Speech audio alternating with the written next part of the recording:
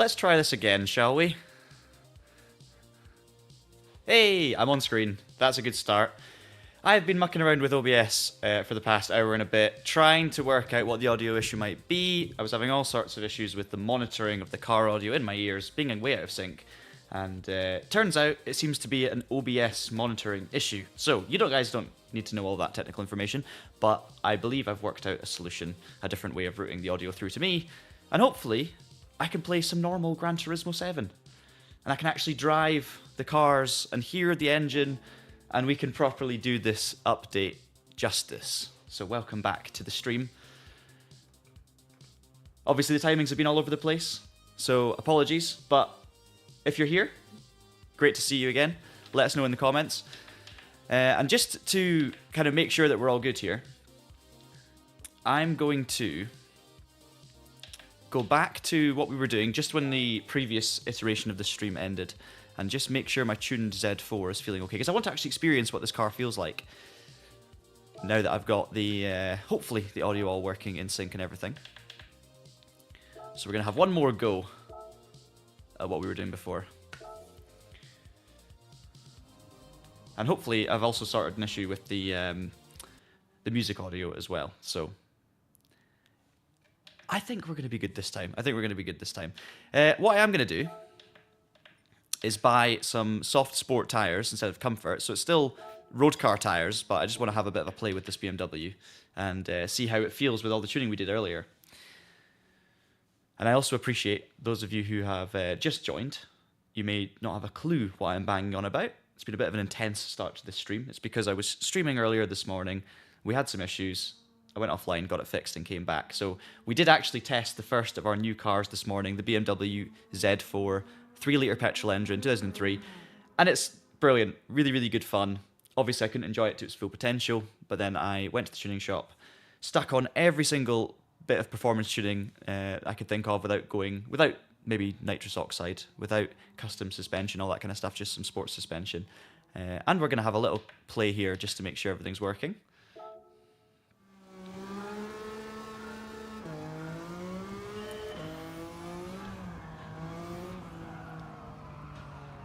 And I'd already forgotten how stupidly powerful this thing is. I actually don't think I've put on the sport softs. I haven't. I've got comfort softs still. So, let's fix that. Hey Jay, how's it going? Welcome to the stream. Not sure if you were with us earlier, but if you were, apologies for the chaos.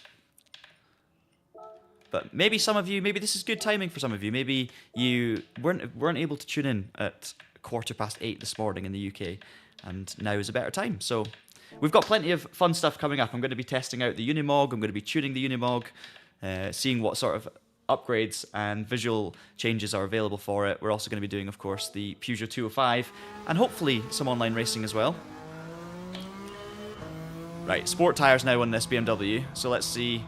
It's still a road car, but let's just see what a tuned Z4 is capable of. We'll go with a sequential gearbox.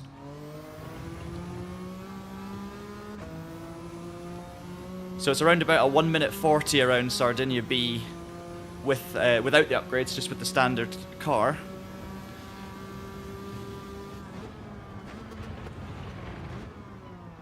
Whoa, racing brakes are incredible. I've got a mid RPM turbocharger on this thing, so that's why it's incredibly punchy out of the corners.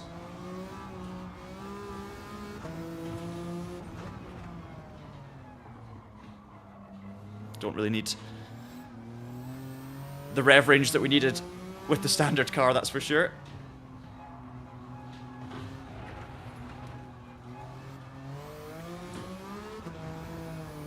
It sounds incredible. I actually really like the sound of the standard 3-litre petrol car, but with these upgrades, 500 and something horsepower, it sounds just so angry. Obviously we've got the proper racing exhaust and manifold on there as well. Racing brakes definitely helping too.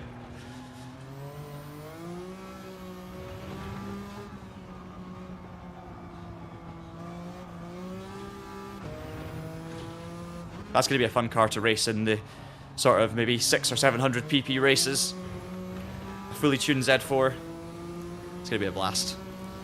But there you go. So it's about, what, 18, 17 seconds quicker with those upgrades. Absolutely mega. But it appears I have no audio issues now, so as long as you guys can hear the car okay. If it's a bit loud, let me know.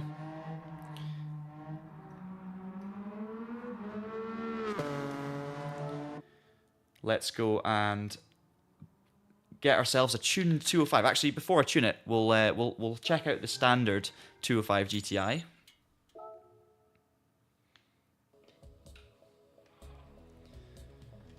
Which we obviously bought 2 of this morning in our first attempt.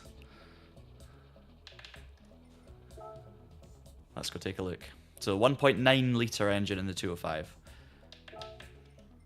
396 performance points as well. So I think this will be the perfect car for sort of 450 pp races, something like that. In fact, I think we have a new one of those, so we shall go and investigate. You can find out all the information, by the way, about the latest Gran Turismo update and all the patch notes, etc. All of that is available on the TraxionGG website, so please do go and check that out. What am I looking for? Grand Valley Highway. There it is. This is one of the circuits that has a new event.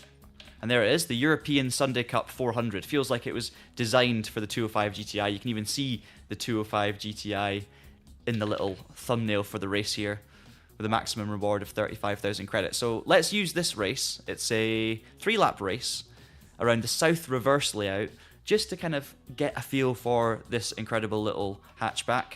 And then we'll have a bit of fun with it after. So I'm expecting this to be a very different experience, obviously, to the Z4, front-wheel drive.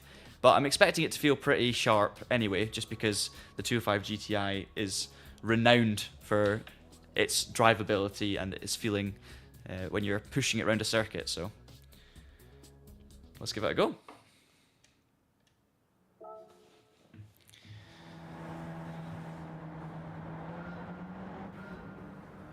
Got the proper old steering wheel as well.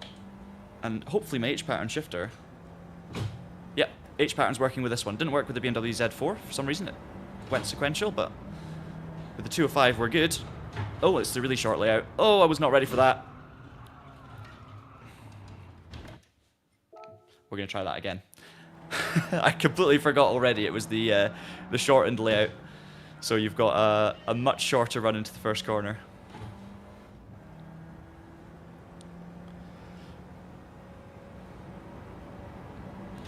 Right, so I actually don't really know this layout in reverse very well at all.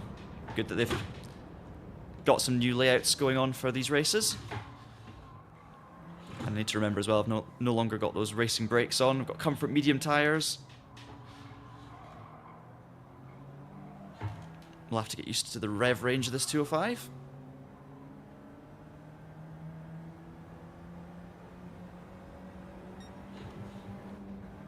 That sounds quite quiet, which perhaps isn't surprising. We've just been in a Z4 with a racing exhaust. Oh dear, that's not good. We've already got some work to do. We're 21 seconds off the lead in this 3-lap race.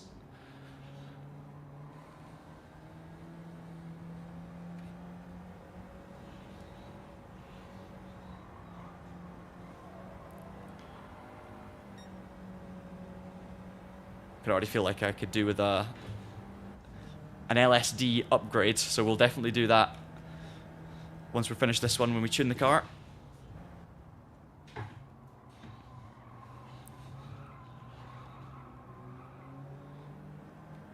Okay, out the final corner. We'll see what it's got on the straight. It feels pretty sedate, and I'm thinking, again, it's probably relative to what I've just been driving.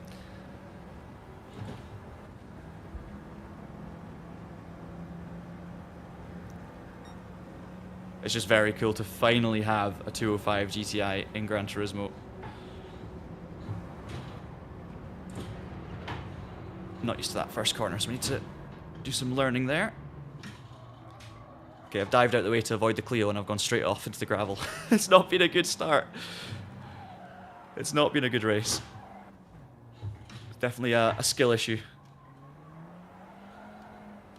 You can hear the front tire spinning away as I try and nail it out of the corners. Yes, I'm gonna do the Cosworth swap as well. I don't actually know what engine it's swapping to yet, but we're gonna find that out. So that's definitely another thing I want to do. There's also a pretty insane sounding Suzuki Swift engine swap now available. You can put a Group 3 or GT3 engine essentially in the 2017 Swift road car. So that is something I want to do. Oh, appreciated. Yeah, we're gonna try that on stream, the Escort and maybe the Suzuki as well. Can't believe I'm still in last. We're almost on the last lap and I've not made a single place yet. This is horrendous. Right. One position. Third gear's probably enough. You can actually feel, because this is obviously one of those early hot hatches, it's got just the right amount of power for a front-wheel drive car of this type where, yes, I can overdo it and spin up the fronts, but I'm not getting that absolutely disgusting understeer that so many overpowered hot hatches give you. It's just a really nice balance, and that's what this car is all about. This is like a car for a proper car enthusiast who knows, you know, a proper driver's car. Some people may think, well, a French Peugeot 205 hatchback's quite a boring thing, but the GTI's got so much history. There's that bale that I set onto the circuit on the last lap. Let's sneak down the inside. Oh, I'm going to understeer again here, am I? Nope. Just about held on. Very scrappy, but we're into the top 10.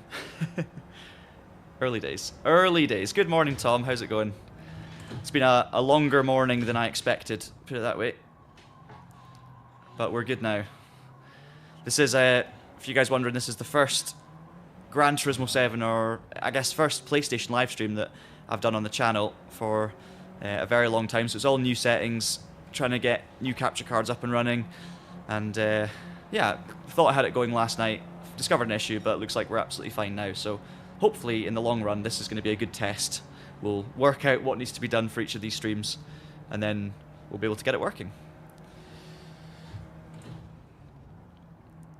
Okay, so it's a fun little new race around this Grand Valley reverse layout. Definitely could do a better job with some upgrades or just some upgraded driving. So that's what I'm going to do next. We're going to upgrade the 205. We'll maybe come back and do this race and just see how much of a difference it's actually going to make. Best lap is going to be a 1:32.3, so we'll try and remember that for when we do the tuning and the upgrades.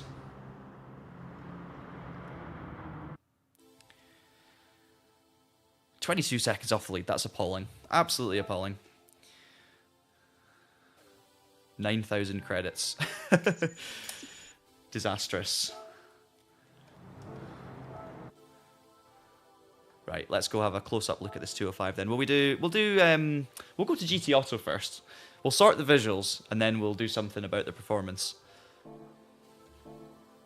I've got two of them as well, just as a reminder. I bought two cars. I always like, when I'm tuning a car and basically ruining it to make it a bit of fun, I like to buy two of them if I can, just so that I've still got one car that's like authentic and standard, because obviously with Gran Turismo 7, when it comes to used cars, vintage cars, you can't just buy them anytime you want. You only have the opportunity to buy them at certain points when an update comes, for example. So it's worth getting them now. I think you're right. The Escort, there's an Escort in the used cars, but I think I've done both of them as well. That's interesting. I think I've got multiple of those, but I'll need to check.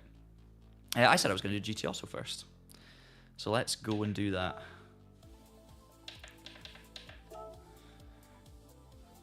Car customization. What have we got? So you've got the standard racing modifications, so you can put a roll cage in it, stuff like that. We will do that. In fact, let's just do that now. Go for a rally roll cage. Get a tow hook on there. Well, I'm about to, don't worry. So I'll let you know how it is. Yeah. Gotta turn it into like a little sprint vehicle. Actually, I've done a lot of competitive driving in like the Scottish and British hill climb and sprint championships and lots of club events as well, and there are some very, very quick Peugeot 205s that have been tuned. There's some that are space frame silhouettes, there's some that are just authentic 205s that are just incredibly fast, and they look a bit more like this now. So even just those racing items do make a difference. But this is where it's going to get interesting. So, oh yes, right, Type B. We've got the little rally lights on the front. I don't know what the word is. Don't know what the word is. with the plastic covers on them, but that's cool.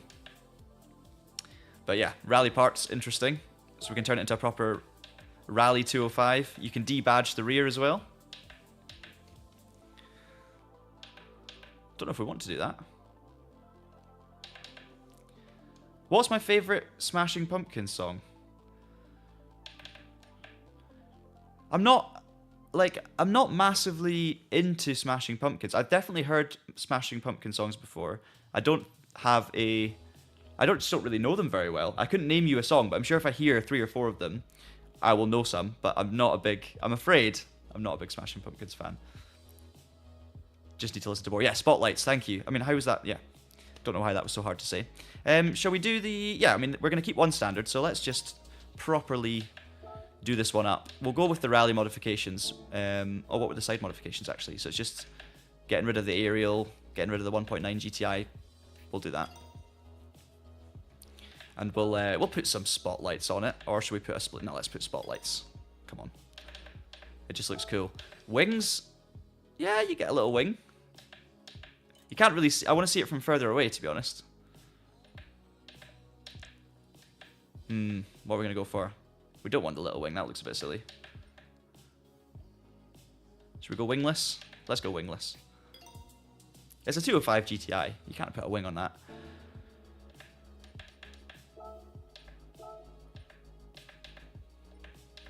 I mean, BBS wheels look a little bit ridiculous on this thing. It's never a fan of rays necessarily.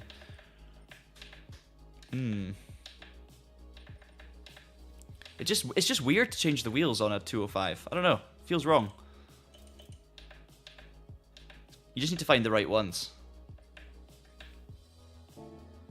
Maybe... I'm not usually a fan of fewer spokes, but actually on a 205, those look pretty good. Yeah, it's front wheel drive, exactly. So putting a little wing on it's really not going to do much apart from stabilize the rear when you start having a bit of maybe lift off oversteer. I don't know. It's not going to help you much, really. Just depends on how you got it set up. It could actually cause understeer. So yeah, I think this is looking good now. We'll what are the paint color? I mean, obviously we'll have the usual manufacturers. See if we've got any other Peugeot colors. But obviously the red 205, it's kind of iconic.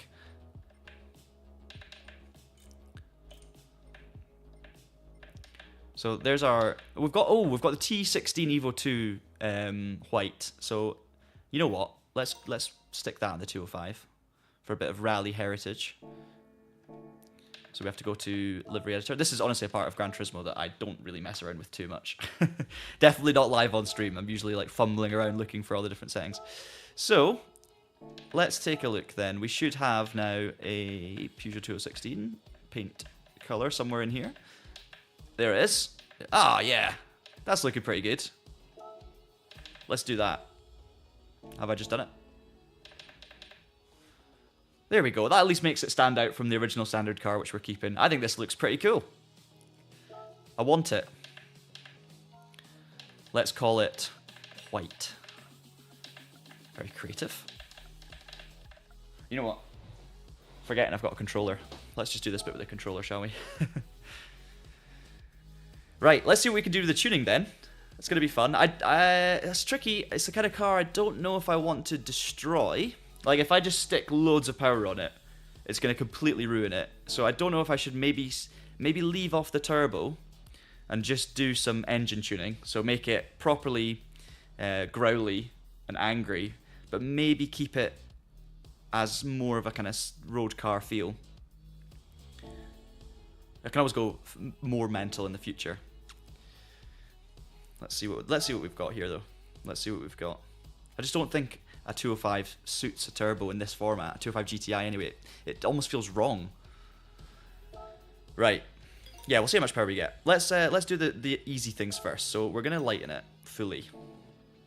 I backed out by accident.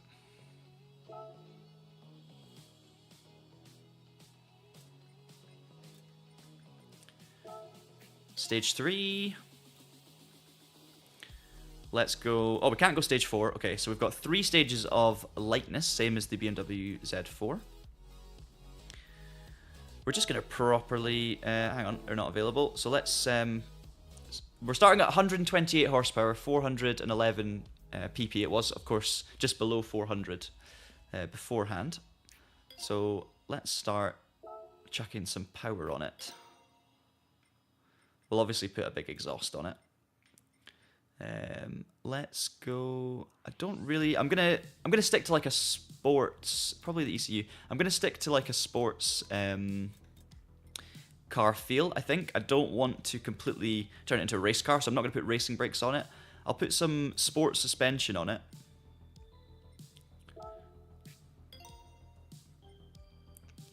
In terms of yeah, ECU is a good point. So I have a question about ECU for those of you who are big Gran Turismo players. Obviously, I can buy a sports computer for 1,600 credits. I can also buy a fully customizable computer for 4.5. Is that the way to go? Fully customizable computer, just ignore the first one? There's no point buying two, right?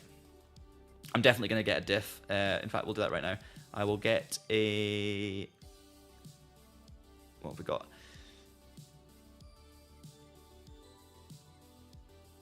I think it's in semi-racing, some of the stuff. We want an LSD, but I don't necessarily want to fully customize it for now. We'll go a semi-racing clutch and flywheel. Oh, yeah, okay. That makes sense. Yeah, you can kind of control the power. Yes, we don't necessarily need that, really, but we'll buy it for future purposes. It's only 4,500 credits. Not really going to do much. We needed to buy... So, yeah, LSD. We've got a two-way LSD or a one-way LSD.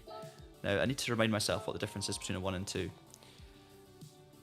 only works when you accelerate, okay. That could actually be... That could be useful. We definitely need an LSD of sorts. Two-way LSD, I think, will help us on both. But I don't think we want that. Don't think we want that. There is a full custom LSD. But I think for the purposes of this, we're jumping on, we're trying it out. I'm probably not going to be playing around too much with the full settings for now. So let's, we'll come back to that. I think for now, I'm going to stick on a one-way LSD for now. We're going to go for like, basically we're going to pick a preset. We're going to pick a preset. We can obviously, because the thing is, I want to try and show all the new cars. I want to try and get through some of the races, maybe do some online racing as well, and obviously try some engine swaps. So I'm probably not going to spend too long with one car mucking around with all of the settings and things like that for now. But that's definitely something that you guys can try to make the most out of the car. I think I've bought a semi-racing clutch and flywheel, so that's fine. I've got my LSD. We're not going to buy a turbocharger at the moment. I'm going to buy a racing crankshaft. We're just going to up the power. And we're going to properly tune up the engine. We're just going to basically make the 1.9 litre engine scream. We'll stick an intercooled. I mean, there's a much point? No, there's no point. That's for turbo, of course, so we're not going to do that. Sorry, Rupert. We'll get a racing air filter though, and we'll put I would say racing silencer just to hear it. Will we put a racing silencer? Yeah, we're gonna turn it into like a sprint car, road legal sprint car. Let's do it. Gotta get those sounds. We'll put the racing exhaust manifold. Hey Mark, welcome back. Welcome back. Sorry about the chaos this morning, but we seem to be up and running now. So fingers crossed. We've solved the audio issues from this morning. Let's put some sports brakes on it. Again, I don't want to go full racing. So if we've got, we do have somewhere, if I can remember, sports brake kit. And we'll put some sports tires on it. Maybe we'll put high compression pistons. We'll bore it up. Yeah, it's been a busy morning. It's not been the morning I expected, put it that way. But it's all part of the fun. Getting used to these streams, trying different things, and obviously, wherever I was gonna first stream on PlayStation, this sort of thing could happen, and it was perfect in testing. So I'm guessing it was gonna happen anyway, and thankfully that's forced me to find a solution now, and we should be good. So happy days. Well, let's put some sports softs on it. We've basically made this a properly high performance road car now. This Peugeot, without any of the race upgrades that we could obviously choose to put on. Up to 237 horsepower, so it's not crazy, but it's going to sound good. It's going to perform well. It's going to be agile, I like to think. It's obviously lighter. So I'm excited to drive this now. We're going to take on the same race and just see how it goes. I can't wait as well. There's going to have to be an engine swap for this at some point in the future.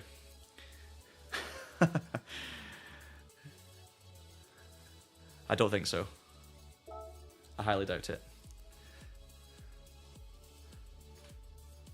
I'm really enjoying these streams though, I've got to say. It's been good fun getting up and running, getting more and more just into the flow with how they work, and obviously the getting the settings right is one thing, but just being able to kind of relax into it, understand how to set up everything quickly without worrying too much, because we also do a lot of videos on Traxion as well.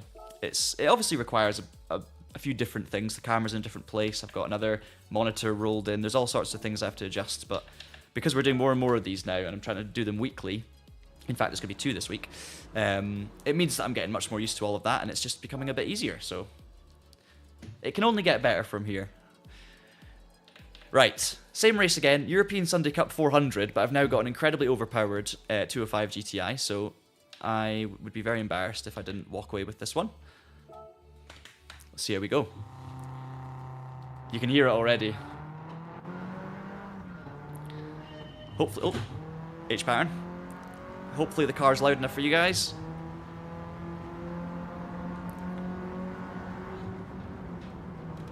Ooh.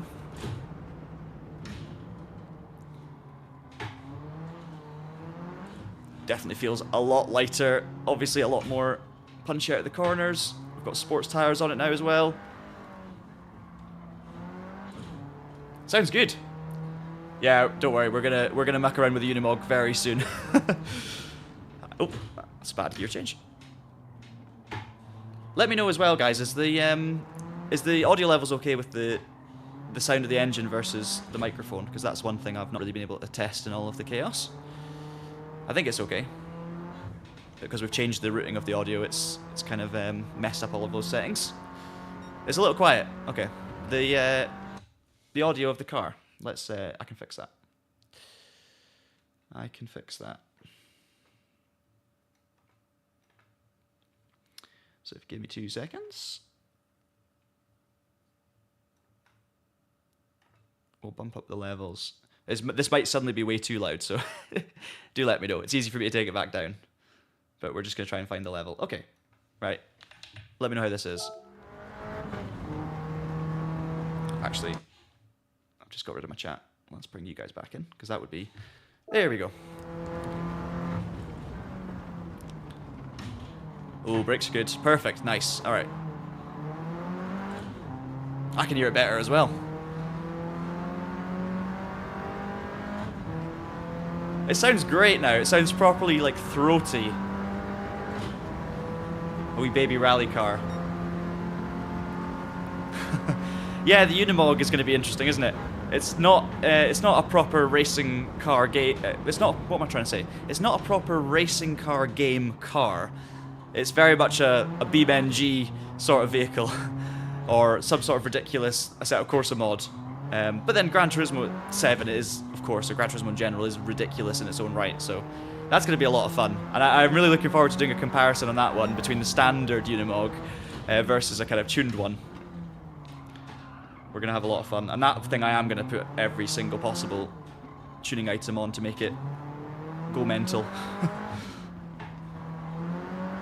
Okay, I'm still not really familiar with the circuit, but I mean, look at this. We're already in the lead, 121.1 in the first lap, so we've not got a turbocharger on this. We've not put any racing mods on it. We've just basically tuned the 1.9 engine to its limitations. We've stuck some sports tires on it, some sports brakes, some sports suspension, and all of a sudden we're 11 seconds a lap quicker. Anyway, probably going to go quicker than that, so yeah, it's mega. Love the quick gear changes as well.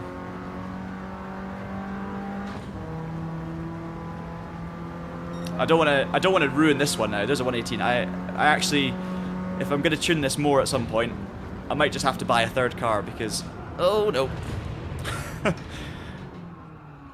Less said about that, the better. I just really like how this feels now.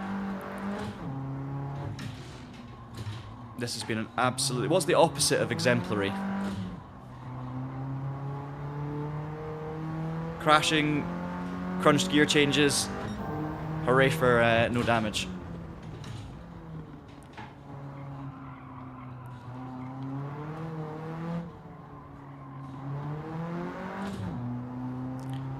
Obviously at some point as well, someone's going to have to turn this into a proper rally car.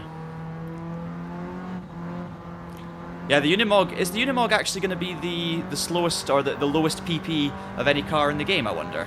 I'm going to assume it's probably up there. I mean, it's definitely up there.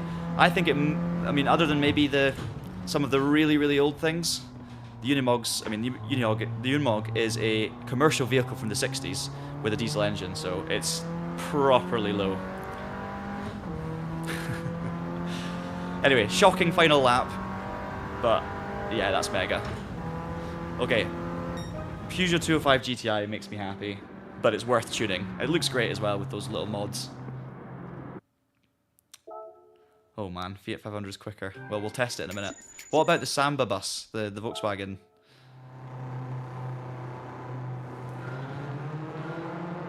Let's have a wee look at this in replay mode.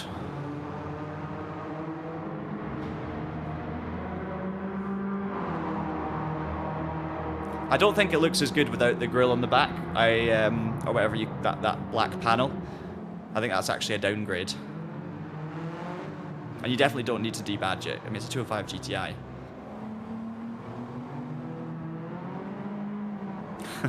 Looks cool though.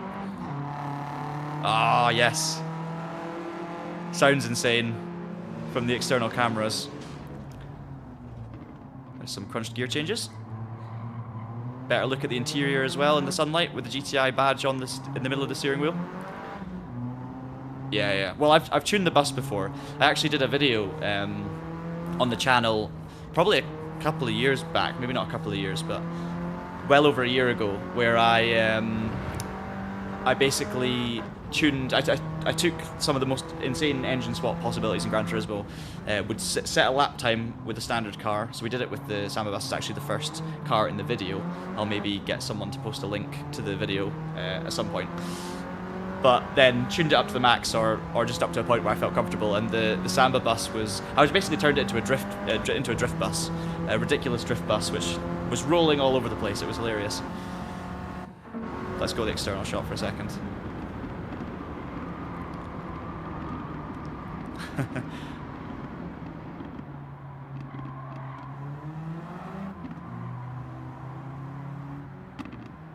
Oh yes, the sounds are just awesome.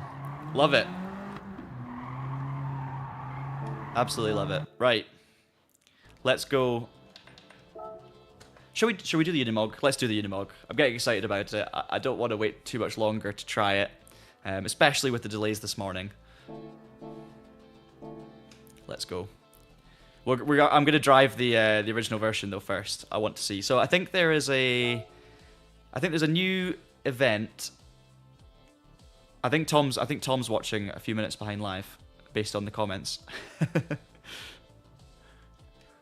Yeah, there's a new race event. I think it's like a the classic Sunday Cup race event, which is pretty much for the Unimog. But I think the Unimog even is going to be nowhere near it. So we'll try the first lap of that around Goodwood, see what time we set, and then we'll go tune it.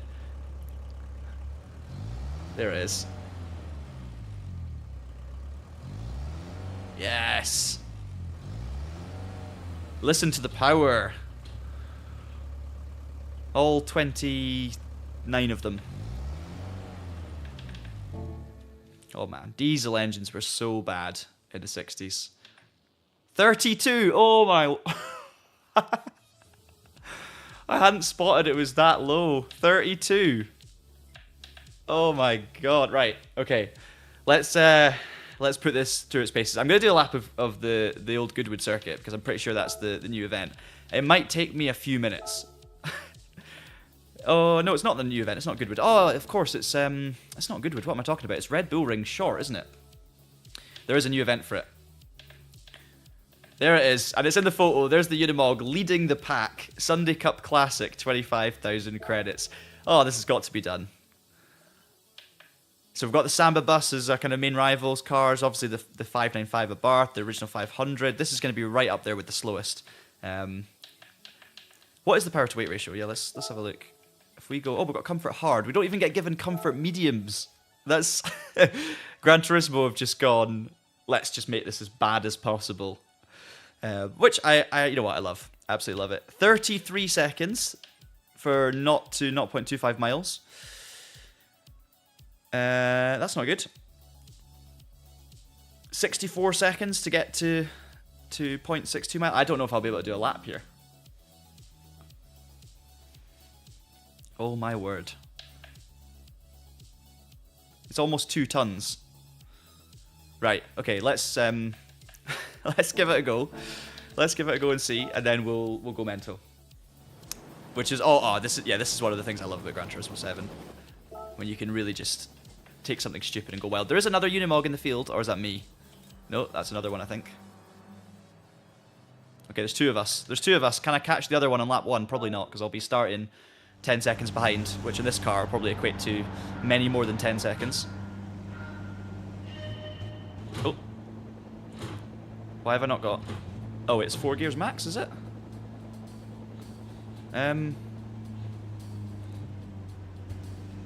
What just happened? Oh, we do have a 5th gear. Okay, I have no idea what happened there with the gear changes. That's me flat out in 5th. Let me just turn the music off. Okay, I'm gonna need 4th for turn 1. Nope. So, what have we got? What's our limit? 20 mile an hour? 21? No. Okay, 21 mile an hour in 4th gear. Come on.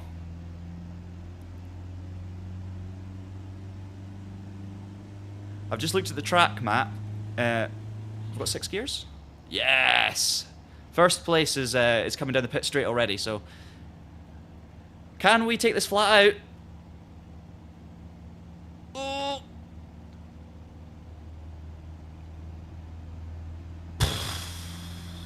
Limit of adhesion.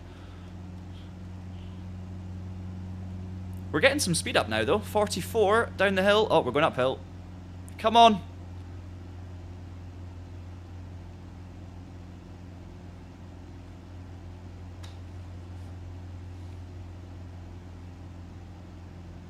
What's the other Unimog doing? It's either being pushed along or it's got some crazy tuning already. Oh my goodness, right. If I change down a gear, I'm just going to lose all momentum. So we're going to stick in 6th. We've got the leader coming up and behind us.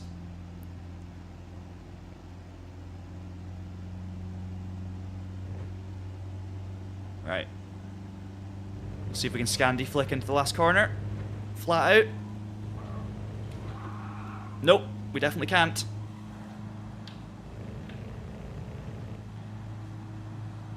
Wait until we tune it. Then we're going to be able to do some Scandi flicks. Right, leader's coming, but we're finally picking up some momentum. I'll do one more lap. Get a representative time for this thing.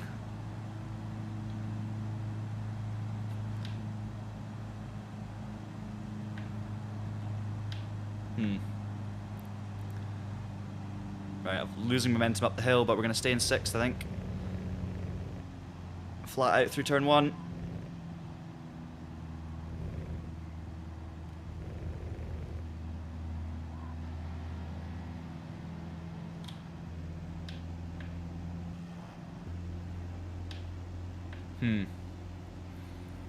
There's not really much to do here.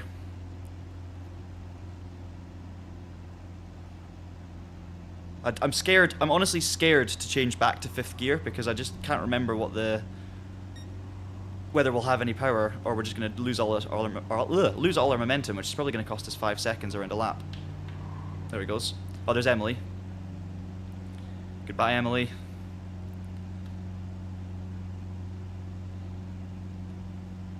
Been overtaken by overtake. Well, you tell you what, this is going to be great for online racing. Yeah, a drafting race. 100%. If I change to 5th, let's try it. No, terrible idea. No, I can't even get. Yeah, that was just bad. Okay, we've lost maybe a couple of seconds there. Where's the other Unimog?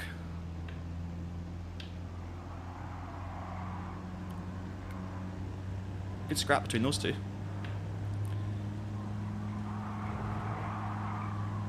Come on! I can't even get one overtake done. Right, this is going to be it. This is a flying lap of the Unimog around Red Bull Ring, short. It's going to be a 156.7. There it is. Okay, we can work with this. We've got room to go. 156. Okay, the other Unimog did finish last, but only 1 minute 29 off the lead. So some quick driving going on there in the other Unimog, or just some tuning. Right. Let's go ruin it, or fix it. I'm excited to see what the visual mods are as well for this. I think we'll go this time. We'll swap it around. We'll do the tuning first, and then we'll have a look at the available GT Auto upgrades, which I've heard are going to be interesting.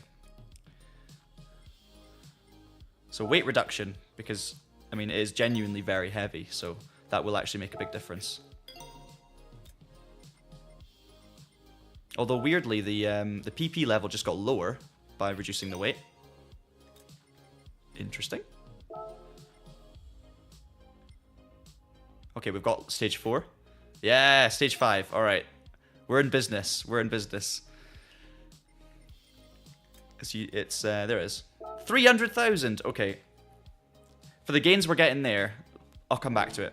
We want to save enough money to do some engine swaps with Escort Cosworths and stuff. So, kind of want to hold off on that.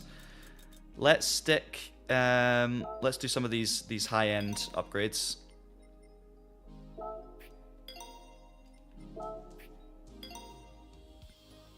Bore up, 49 brake horsepower. Ah, stage 5 doesn't need the other ones. Ah, okay, so you can just buy stage 5 without the rest. That's my bad. Sorry, too late. We'll see how much money we have left at the end. Got to get NOS. It's got to be done. If I can work out what button to press. Polish ports, yeah. Give me 52 horsepower, 57. No stroke up. We're moving up in the world now. Racing air filter. Racing intercooler for the turbo that we're definitely going to buy. Racing silencer. Ooh. Brakes. Should we get racing brakes? Yeah. No harm.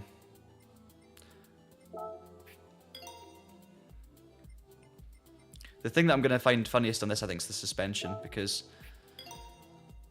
obviously you either leave it very wallowy and have a bit of a laugh with it with the original suspension. I think we just go fully customizable.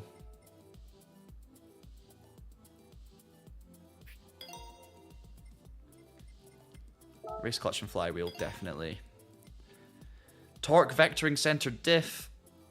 I mean, it is four-wheel drive. Yeah, why not? Why not?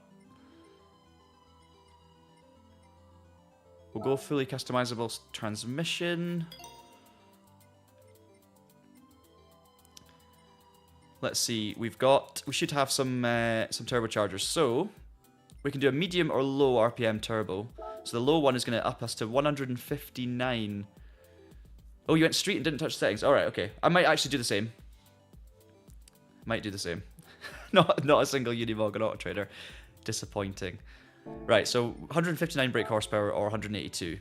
I think we know what we're going to go for.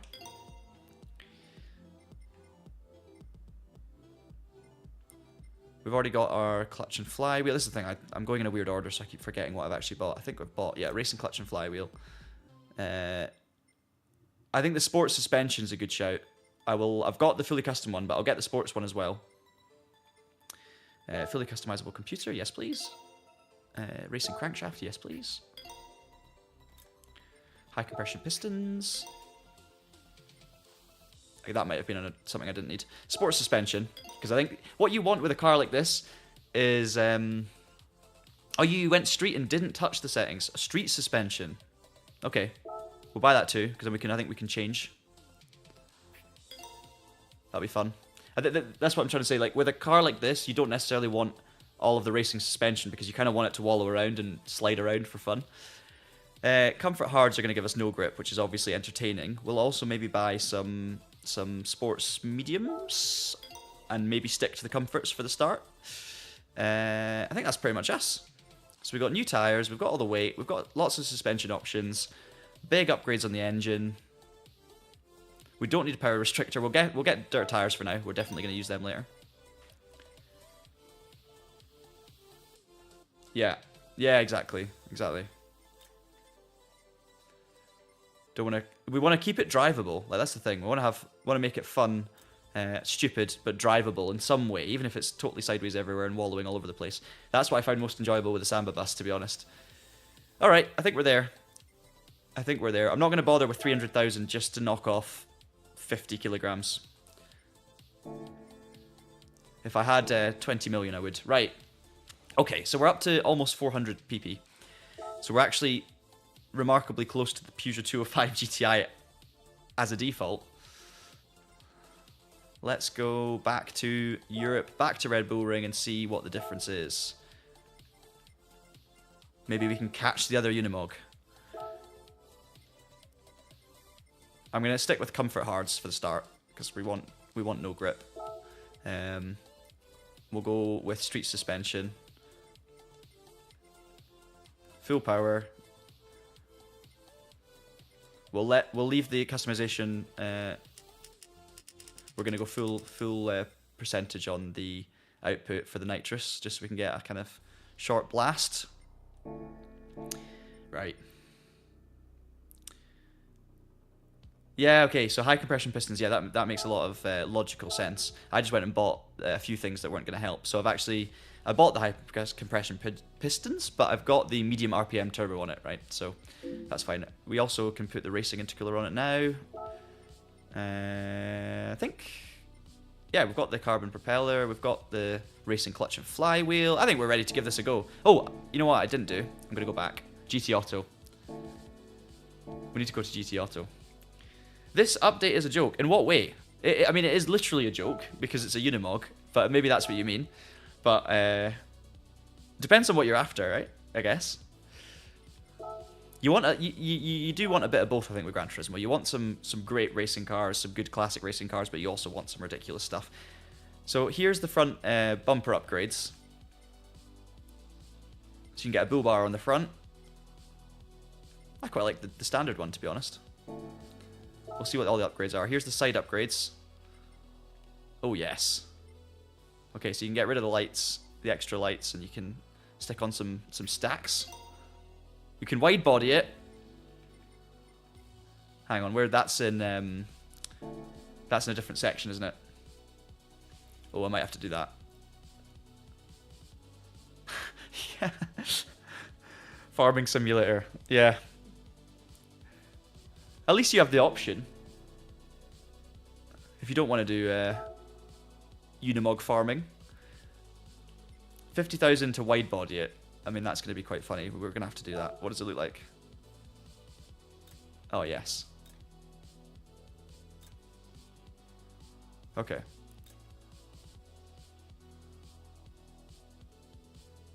I did just obviously buy some extra parts, but it's fine. It's fine. We'll keep wasting cash. Oh, I'm excited. Is there a wing? I've heard that there's a box.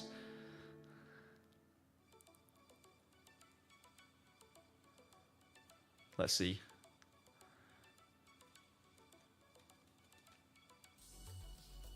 I'm really excited to drive this now as well. With the tuning things we did, I think it's going to be really interesting. And I want to take it off-road too. Right. Oh, wow. Okay. Okay, so we can keep it as a truck. We can put the box on it. Or we can put some hay bales on it. Oh, that's epic. I think it's going to have to be the hay bales. Oh, the wide one has different visuals. Ah, okay. Yeah, yeah. So what I'll do... I thought that might be the case. So what I'll do is... there's our... Yeah, so what we'll do is we'll check the other one out as well, because we still have a non-wide version. So I'll go back, go through the options, and then we can have a look at both. So this is the front modifications for the wide body version.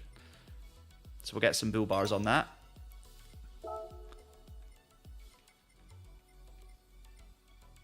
We'll go for the... yeah, we'll go for Type A on this one. And we'll keep the hay bales on. Right, let's go and... I mean, racing items. Just bonnet pins. Let's stick bonnet pins on, why not? We'll go and quickly check out the other one. Ah, okay. Yeah. Excellent. So I can apply those parts to the other car because I actually own the parts. That makes sense. See, this is why this is, as I say, the area of Gran Turismo 7 that I don't really play around with too much, even though it's obviously a massive part of it and it's great fun.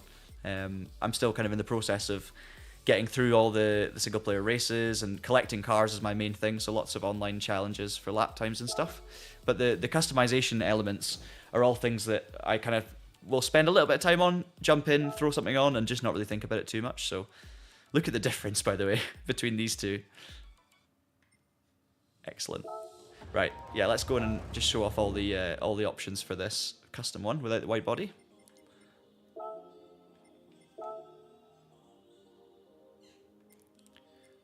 Yeah. Oh yeah, so with the non-wide body, we can't fit hay bales, sadly, anymore, but we can buy a box on the back. It's got to be done.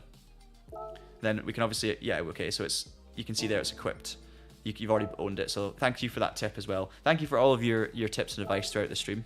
Much appreciated. We'll stick with the standard front. So there you go. We've got our Unimogs. Let's go drive the stupid one and see how it performs with the hay bales on the back. Looking forward to it a lot.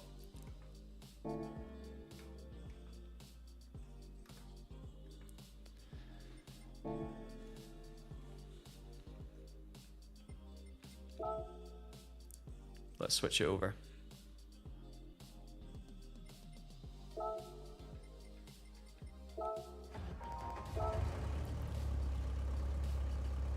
We'll have a listen.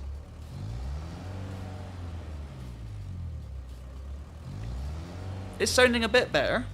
A little bit better. That would be incredible. Is that actually the case? Or is that just a, how good would that be?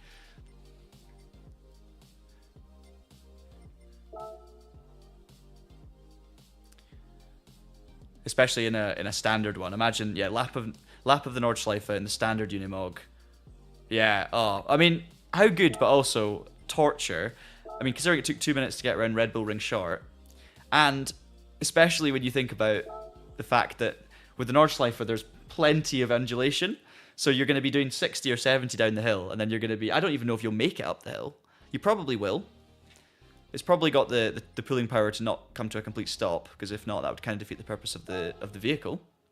But that would be a laugh.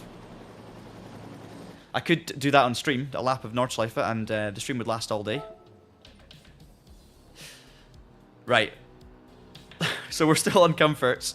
We're on the standard suspension, but we've got all the engine parts. I cannot wait for an engine swap for this car as well, because even with all of that, it's still like a small, low-power diesel engine. Right, let's see what happens. Oh, it's raining. It's definitely stronger than it was.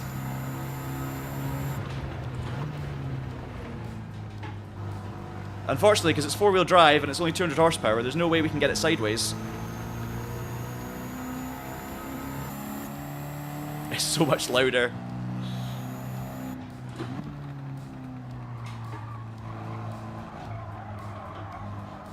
Look at that. Rear traction with the hay bales. Make light work of the other Unimog.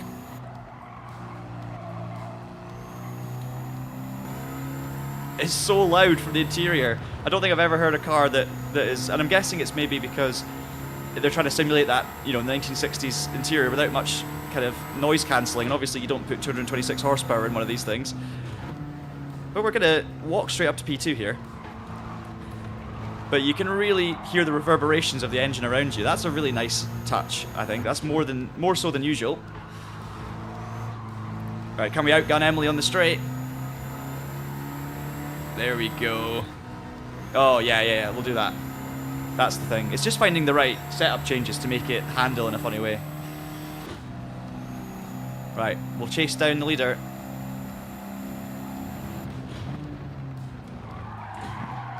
Oh god. Right, I tried chucking it in there, and it's not... There's some work to be done in the handling still, put it that way.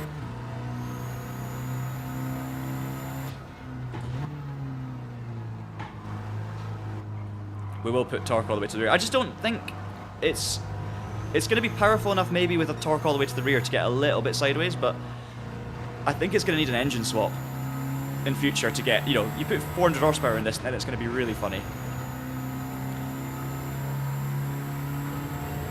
But yeah, some online Unimog racing would be great. Light work of the leader, no bother at all. See you later. We'll mute the music as well so you can hear the car cleanly. Right, hot lap time. I haven't even checked what the daily races are this week since the update this morning, so we'll have to have a look at that as well.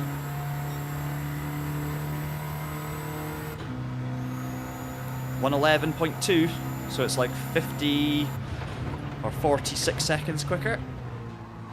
Made the apex this time. Yeah, I haven't customized any of the settings. I've just gone in and stuck with some standard ones for now. But I will definitely go and look at that, and we'll have another go, especially with some rear torque.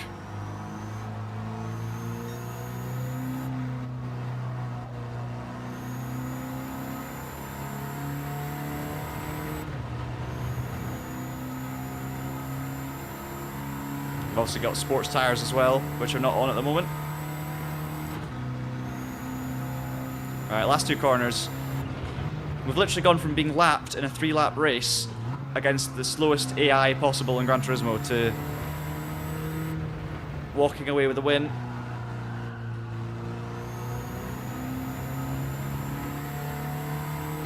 There we go. Rapid. We're actually almost... We can see the other Unimog in the distance. We almost put a lap on him. But there it is. Hay bale power. 111.2 faster. That was my second lap quicker than my third. There you go. Shocking. Right.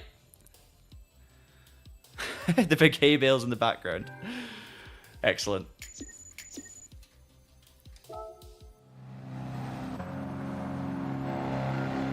Yeah, interesting. I thought the rain was going to come. Wipers were on at the beginning, but didn't seem to last very long. Look at this thing.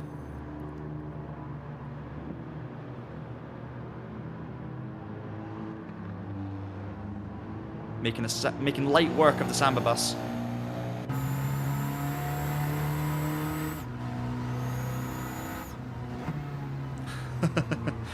I always love seeing the over-the-shoulder shot of some of these ridiculous old vehicles as well, because the cockpit's obviously interesting. It's different to most modern cars, and obviously there's always a really long gear stick. It always looks so unnatural when people start racing. Yeah, we don't want 200 downforce in the rear. Does that just make it wheelie? Because we don't really want rear downforce, but it is 4-wheel drive, so it's tricky. But basically, the fun thing with that is, yeah, the long throw shifter. That's a proper long throw shifter. The fun thing with being able to do so much in terms of the customization with the downforce and stuff is, I guess that when you do get things like engine swaps and all that kind of stuff, you can actually go mental with it. Like maybe you can get the car to wheelie and do all sorts of ridiculous stuff. It basically just opens up the possibilities. So makes it fun to play around with all the settings. What have we got then? So we've got the ECU, we've got some customizable stuff here. I didn't use any of the nitrous. We also have, so yeah, adjustable transmission. I think the transmission was okay. Differential. We didn't end up buying the custom diff. So let's, if I buy a custom diff, maybe we can play around with that a little bit more.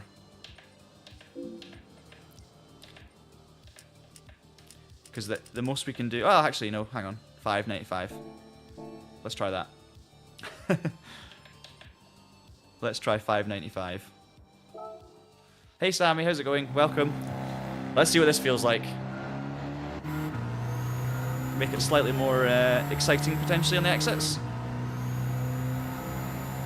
I'm very well, thank you. Very well. After some issues this morning with getting the stream going. Oh, yeah, there we go. A little bit sideways. But yeah, no, just looking forward to trying this. Obviously, we're now driving the third of the new cars on Gran Turismo that have come out this morning. First ever Gran Turismo stream on the channel, so that's good. Plenty to learn, of course. So yeah, I can actually get this thing a little bit sideways now. So again, this comes back to... There it is. Once we get that new engine swap, which will hopefully come to this car next time, we can get it properly drifting. Let's see if we can get it from chase cam.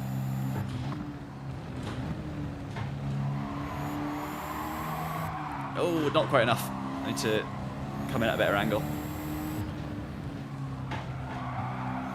It's just not, you can't really Scandi flick it very easily. You kind of have to just naturally, it's sliding on the exit under power. Yeah, you can change a bunch of stuff. Yeah, I've done it at 595. I actually forgot that I could have done that on the way as well, rather than in the settings menu.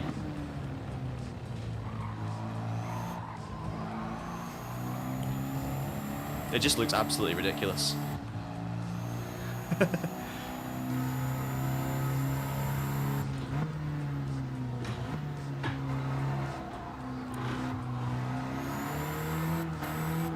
Oh, it needs to be third gear. I need to maybe mess around with the gearing slightly.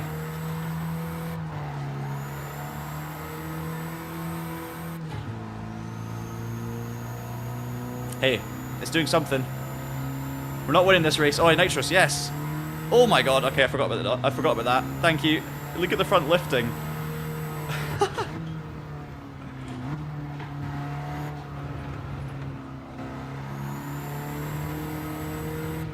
I got the right button, which is a start. Okay, okay. Yeah, we can do that. How does this look from the outside? I've got 6 gears. Right.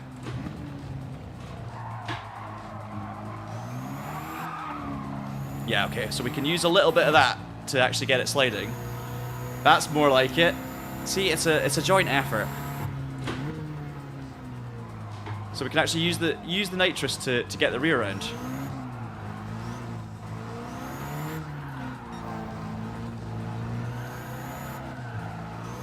Come on. But the problem is, as soon as you hit that rev limiter, it just cuts the engine. So there's definitely more to be done.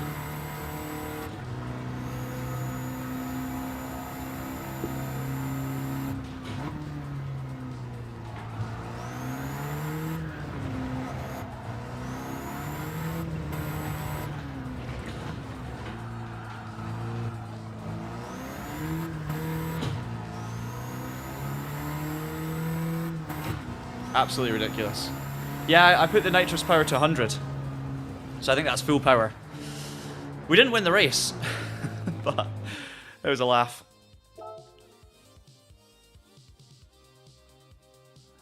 This time we've not just got the hay bales in the background. Excellent stuff.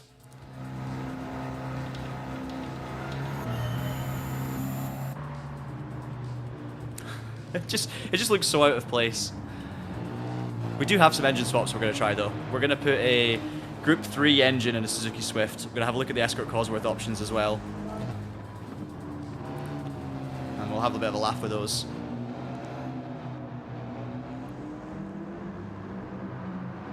It just doesn't look right. With all the great Gran Turismo 7 graphics, it just looks absolutely ridiculous. Let's find a bit where we were. Massive understeer. Oh wait, hang on. Nope, wrong way. What button am I looking for? There we go. I do, yes. It's at John Monroe Racing. You can find me over on X.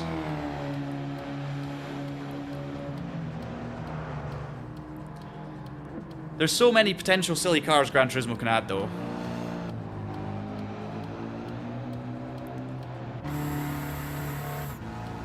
get some online championships going with this thing. I'll maybe, we're talking about the Samba bus earlier. I've done some ridiculous things to that thing, which just makes it stupid to drive. It's not four-wheel drive, so it's, yeah. Look at that. There we go. Excellent. Right. Excellent. A few things we want to do then. We want to try some of those new engine swaps that are now available. I think that'll be great. I'll have a quick look and see what sport races are available, because we might end with one of those. I do want to show you that Samba bus as well, just because I've got a video where we had to go in it, and I've not driven it for a long time, but if we talk about what engine swaps could do to ridiculous old vehicles, we'll take a look at this. If we do by manufacturer. Here it is. So I've got a Porsche 911 engine in this Samba bus. And it's got 600 pp. And it's ridiculous.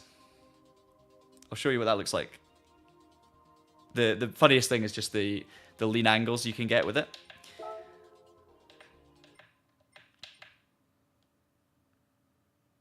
We'll do the same race just to show you. Oh, the Ford Roadster's back. Yes, that's also another car with an amazing engine swap that you can slide around. That's one of my favourite cars to drive. Yeah, look at this thing. I can't remember if this has actually been tuned more since the video to get it to do this.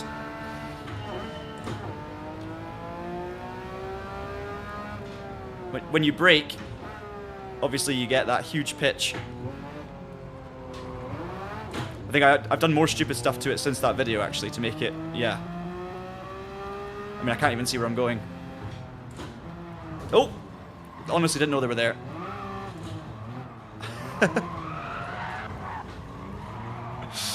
Oh, it's a joke.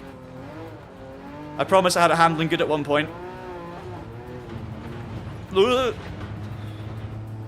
got so much power, though. It doesn't need to handle.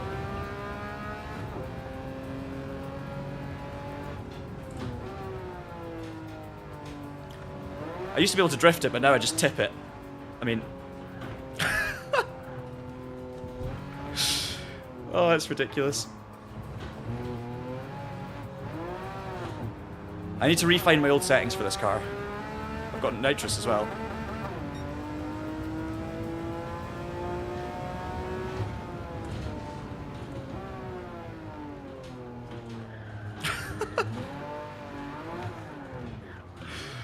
I mean, I don't even know what's going on. I don't even know what's going on. I'd forgotten I'd completely ruined it as well.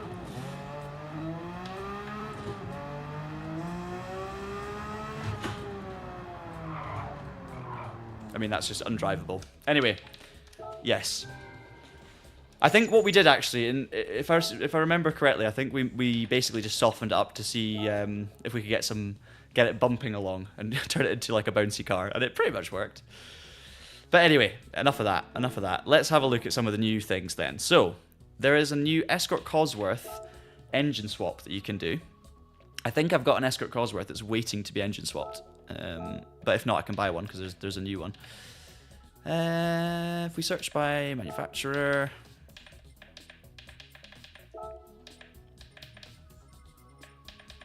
Yeah, there we go. So I've got a standard Escort RS Cosworth. And I've also got one that's also standard, but we're going to have a fun with. So, I'm good, thanks, Pran.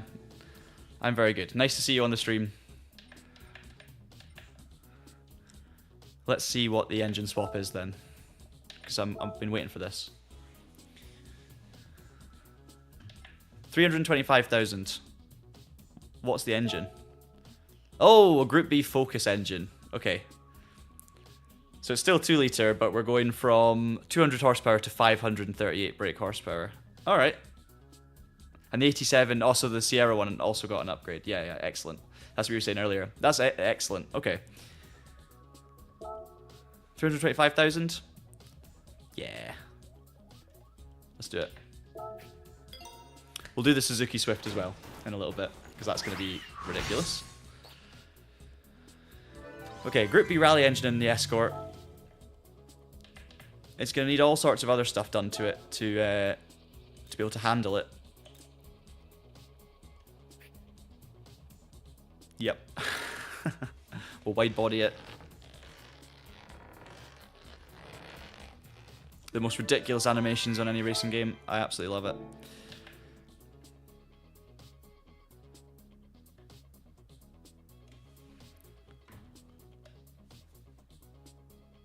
There we go.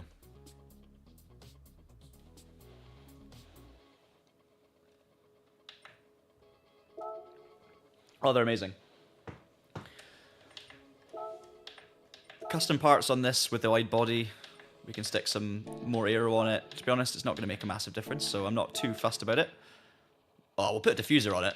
We'll do that. That's cool. Oh, yes. Now, obviously, it's the classic Escort Cosworth wing, but come on. It's got to be done. Okay. We want those big OZ rims as well. Where are they? They look a bit small. Can we change the size?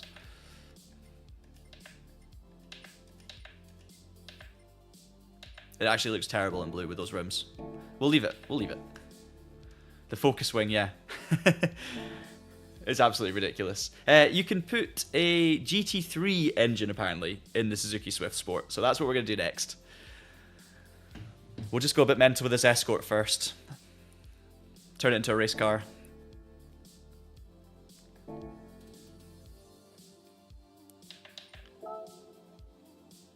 We've got 3.7 million credits, so we're okay.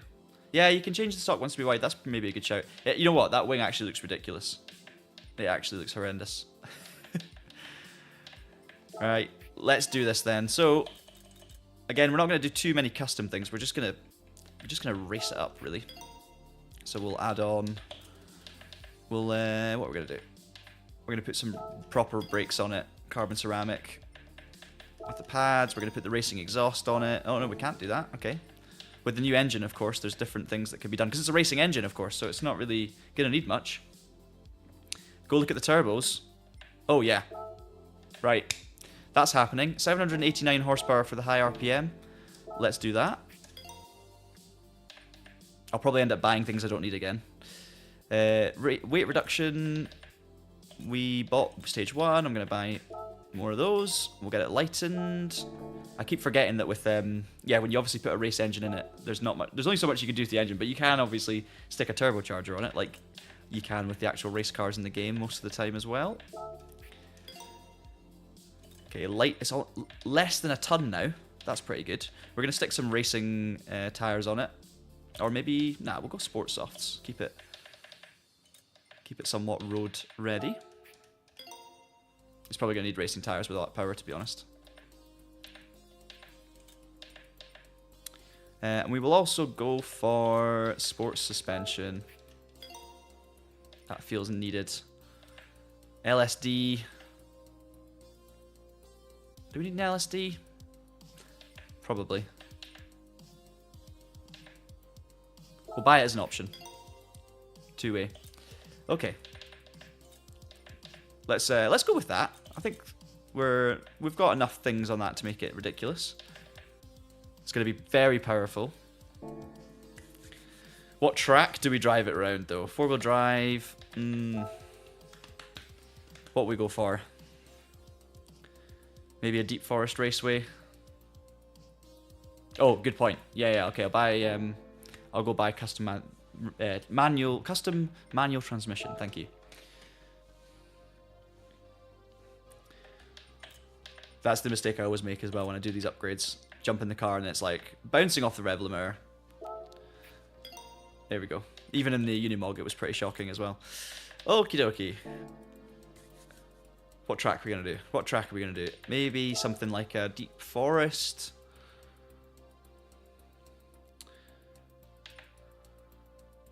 So what have we got? Well, we could also do Grand Valley. Ooh, Road Atlanta as well. Let's go Road Atlanta.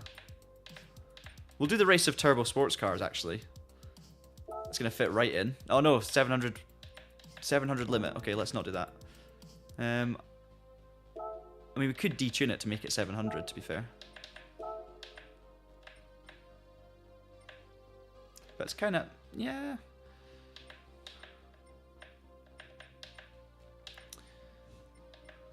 There you go. So let's go for, we'll go for 300. Thank you for the advice. Nice. Yeah, we could. I could just lower the power and make it fit this race. I kind of want to drive it with full power, but I mean it's got ridiculous power, doesn't it? Yeah, let's do a race. Races are fun.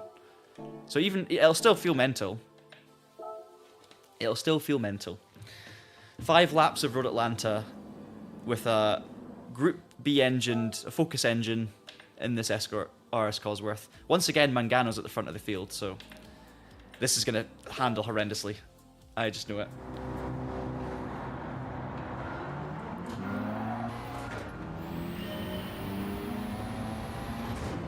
Oh, yes. The sound of the shifts. Whoa! That was close. I'm going to stick the torque to the rear as well. If I... Oh, did I not buy... I think this is because it's the race car engine. It should, hopefully, we can do some of that. Hang on a minute. Can we stick the power to the rear, or do I have to buy it? No, I have to buy it.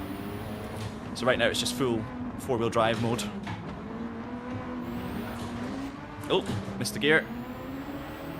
Even with 87% on the ECU, it's ridiculously quick. Ooh.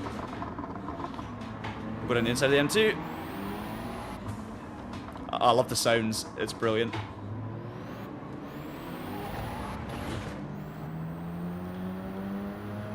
Quite sedate from the chase cam. But look at the speed.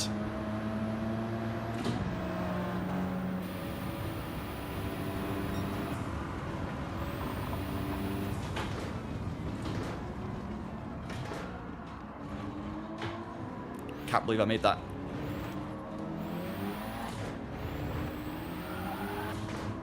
I kind of want to stick the power to the rear just for a laugh.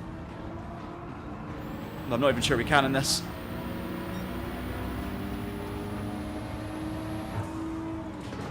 Make a GTR look like it's standing still.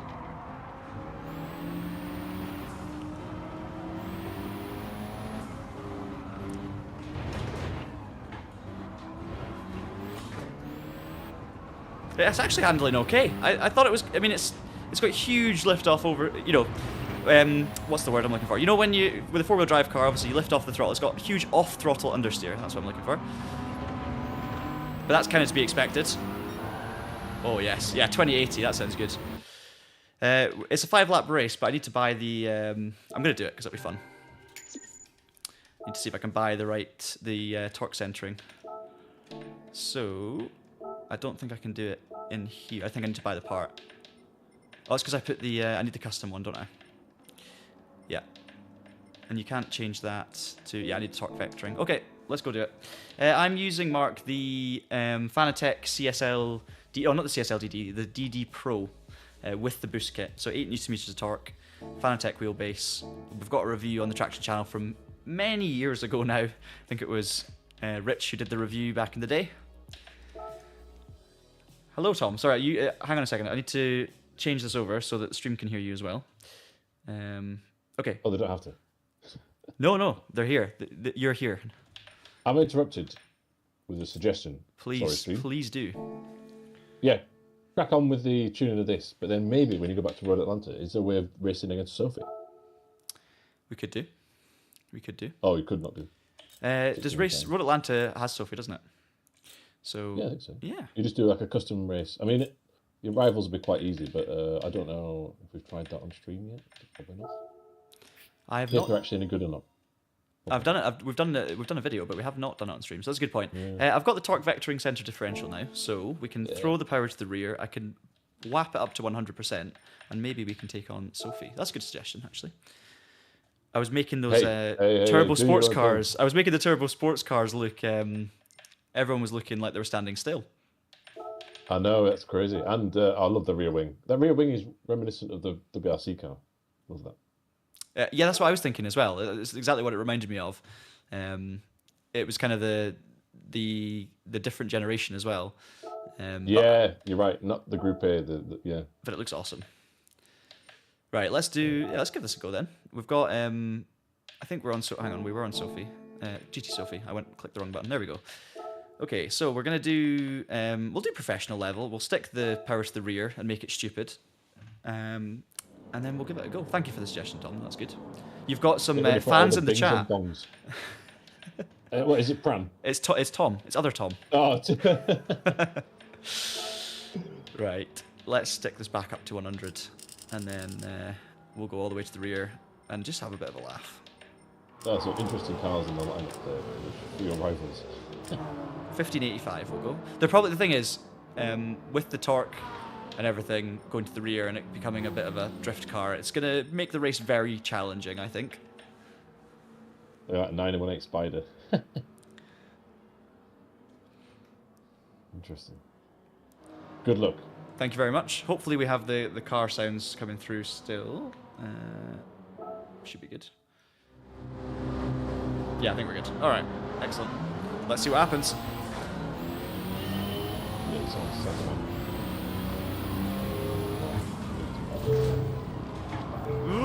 Contact already.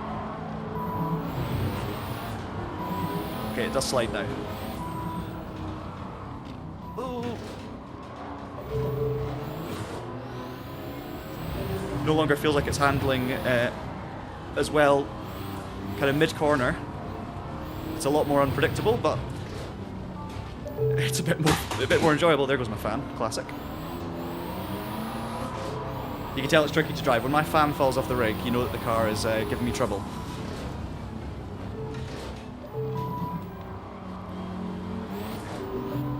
Okay, it's my first Sophie AI race for quite a while. We've obviously got a couple of new Sophie AI tracks in this update. So Monza's been added, Sardinia Road Course B as well. So you can race against this type of AI on more different circuits, but look at the speed of this thing. That is a CTR3 RUF, and I'm making it look again like it's not got much power.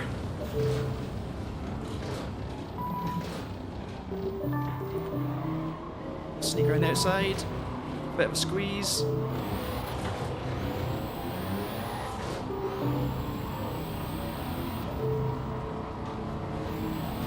Ooh. Obviously with a turbo as well, when you stick all the power to the rear and you have a turbocharger on it with a little bit of lag and everything, it just creates a monster.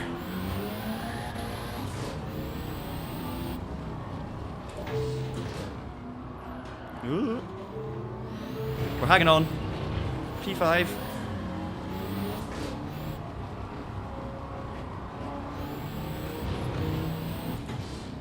It's only a 3-lap race, so got to keep making moves here if we want to get to the front.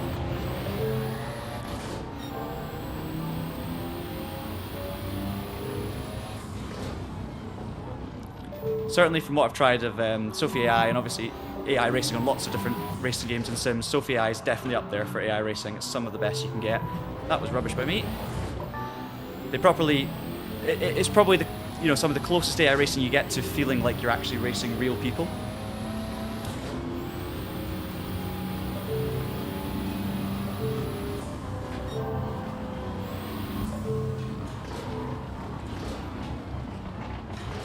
Okay, P3.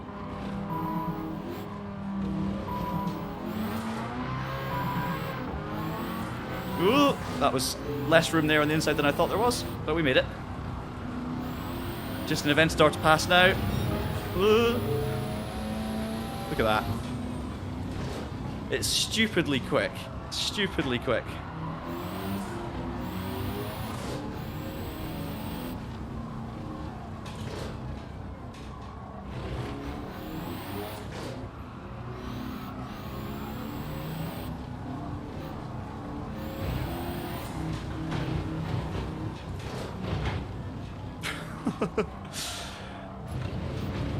Chaos. And as I say, it looks quite sedate from the rear. Sounds a little more calm. Car looks obviously standard-ish, with different wing, but it doesn't look too crazy. And then from the inside, it's just all kicking off.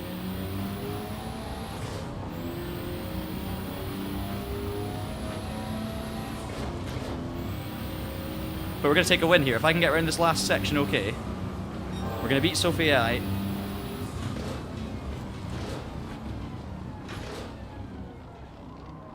Not taking any chances. Third gear on the exit. Lamborghini's right in the mirror.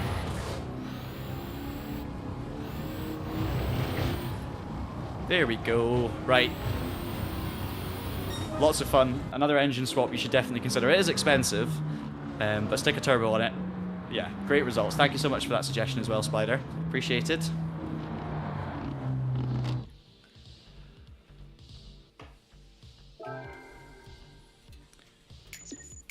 We've got some spins to do as well, so we'll do them real quick. And then we'll stick the Group 3 engine in the Suzuki Swift.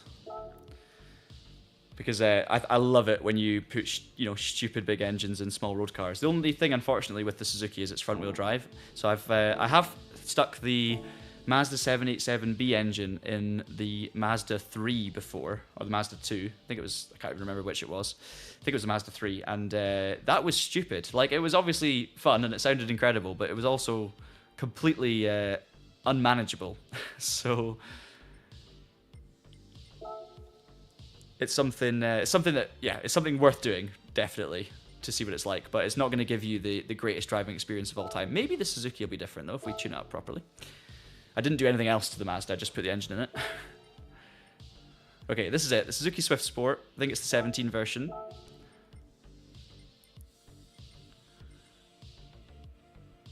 There you go. I've definitely seen the cappuccino swap. We basically made a pair of videos back in the day on the Traction channel, which were my colleague had written an article about the 10 coolest engine swaps or craziest engine swaps in Gran Turismo 7 at the time, and I basically did a video in 2 parts where I tried all 10 of them, and the cappuccino was definitely one of them. Turned it into a Suzuki Espresso.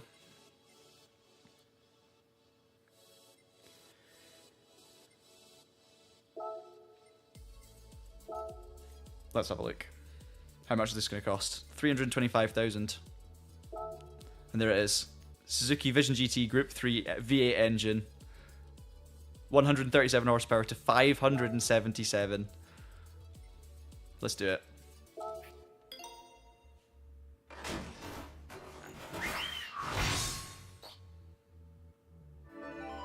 I know, it's so good. It's so good. Should we wide body it as well? It's only 5,000. I feel like it'll give us a more stable platform. Yeah.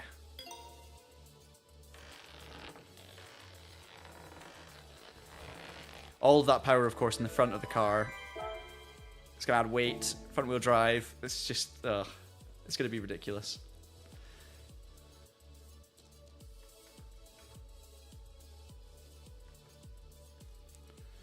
Right. Let's see what we're working with. I'm going to have a quick look at the customization as well, because I've not actually really customized the Suzuki Swift. Not much you can do with a wide body. Stick a little bit of aero, which we're definitely going to need. And wing-wise... yeah, let's just stick something on it for a laugh. Go for the old Suzuki Rally wing. Looks a bit like the one on the SX4.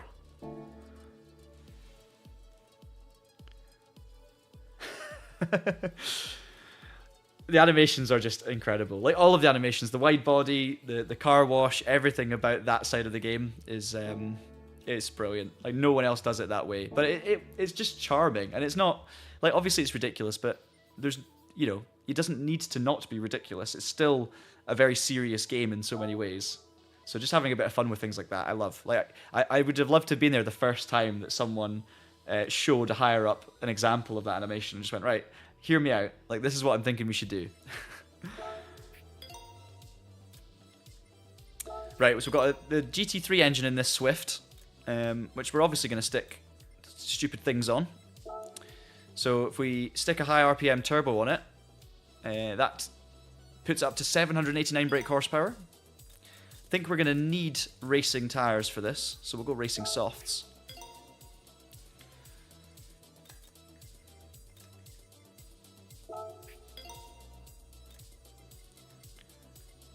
We've only got 3 stages of weight reduction. We're going to go racing brakes, carbon ceramic brakes with the pads.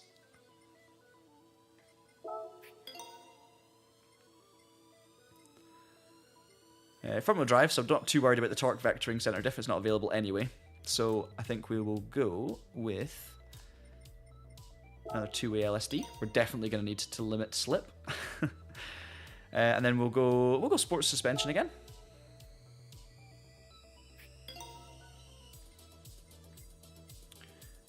Clutch and flywheel. Have I done that already?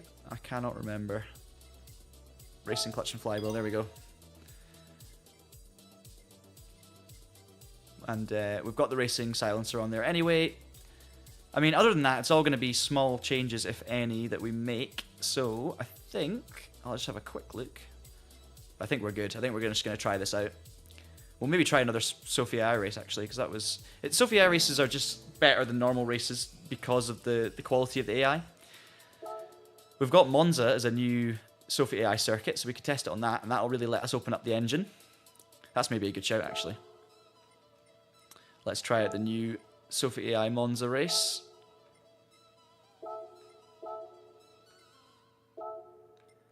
Let's do it. What's the PP level? 699. Okay. I'm just intrigued about like the sound, and obviously the weight transfer, the handling. It's gonna be interesting. Right, we've got the soft tires on. I think we're good to go. I mean, let me just quickly check. I've just bought a lot of kind of pre-tuned stuff. Sports suspension, for example. We've got 100% power. Let's do it.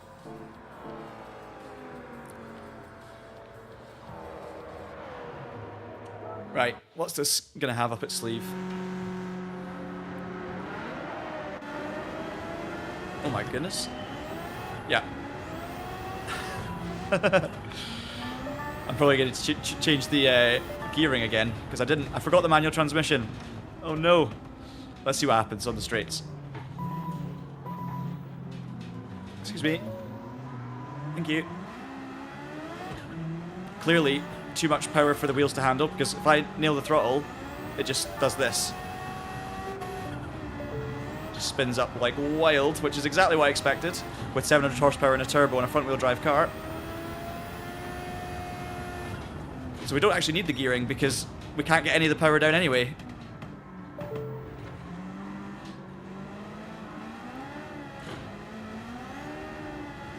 Yeah, you'll see my throttle input's just right of the center, and you'll see that I can't really get full power anywhere.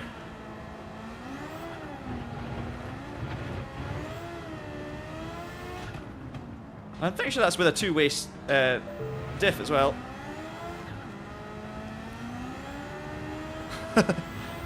What a joke.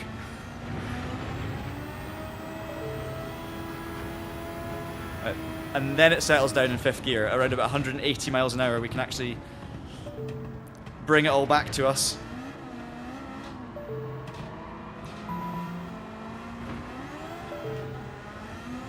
Let's just short shift, try and get some power in. And now we go. Wheel spin, still spinning. Still spinning, and then it drops again at 180 that time. But tell you what, we're making moves.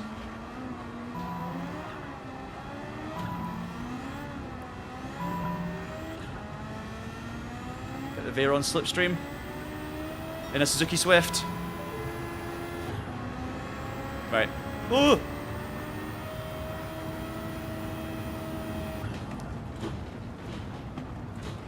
Brakes are good. Not good enough to help when I brake way too late.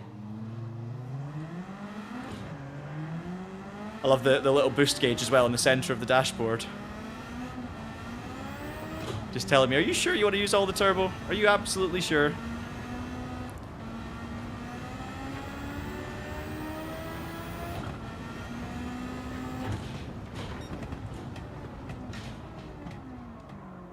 Ooh.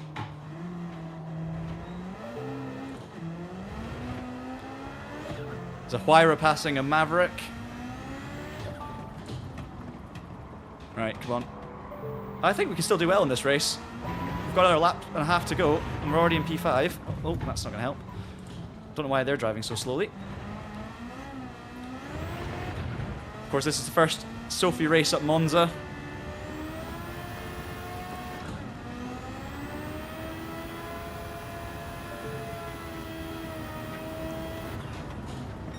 I wonder what engine, guys, that we'll see. Oh no, that's bad.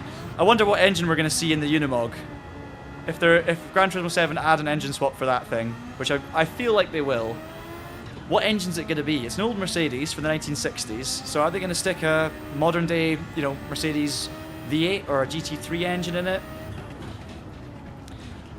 Or is it just gonna be one of the road car engines? I mean, to be honest, anything.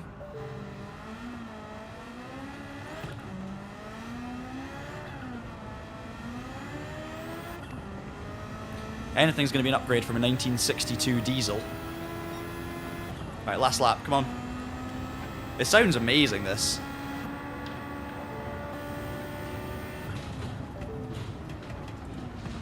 Oh.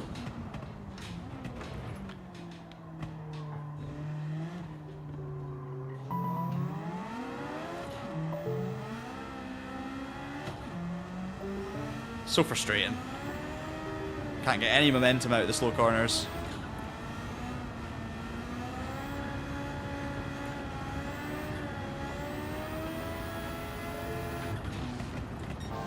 Hang on. Making an absolute meal of the gear changes. Come on. Nope. Not happening.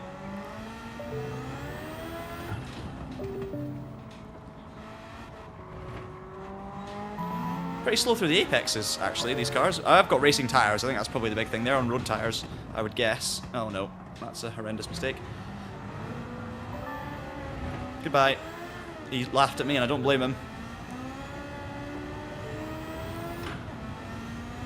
It's an eclectic grid of cars, that's for sure.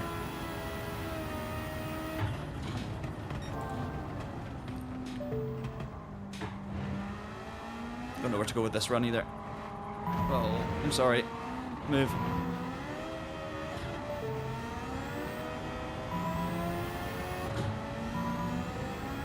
There we go.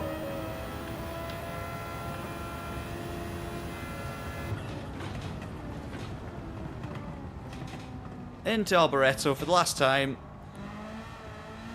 Short shifting, because we can't put any power down whatsoever.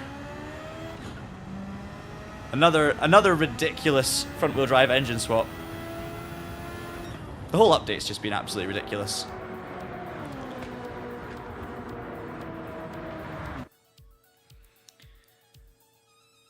The Chiron was too far ahead, guys. 3 seconds clear. Couldn't do anything about it. Just a reminder as well that you'll find out all of the patch notes, the update information on the TraxionGG website if you want to see what's been added to the game this morning. But yeah, for me, I'll be honest, those sort of engine swaps, those front-wheel drive, massive power, they're fun to try, they're fun to see what they do, but unless you can get it, unless you can control the power and actually manage them, they're not the most fun to drive because you just end up getting frustrated that you've not got the power down. So it's a bit of a mixed bag, really, but it's definitely mental.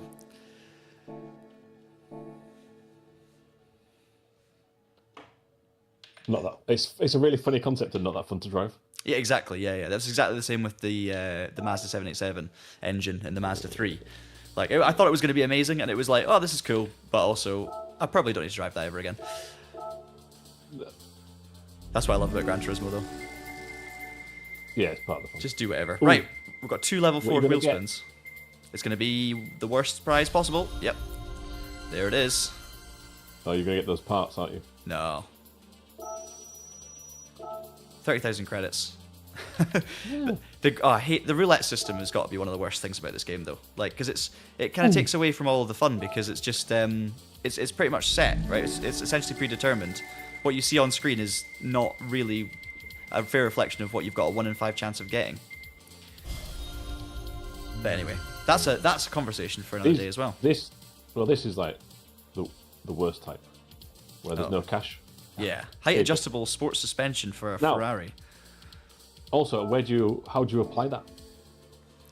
You can go to your garage and you can go to your collection of parts, but you can't then go. I know. If you go back, if you go to tuning parts, the box, and you know.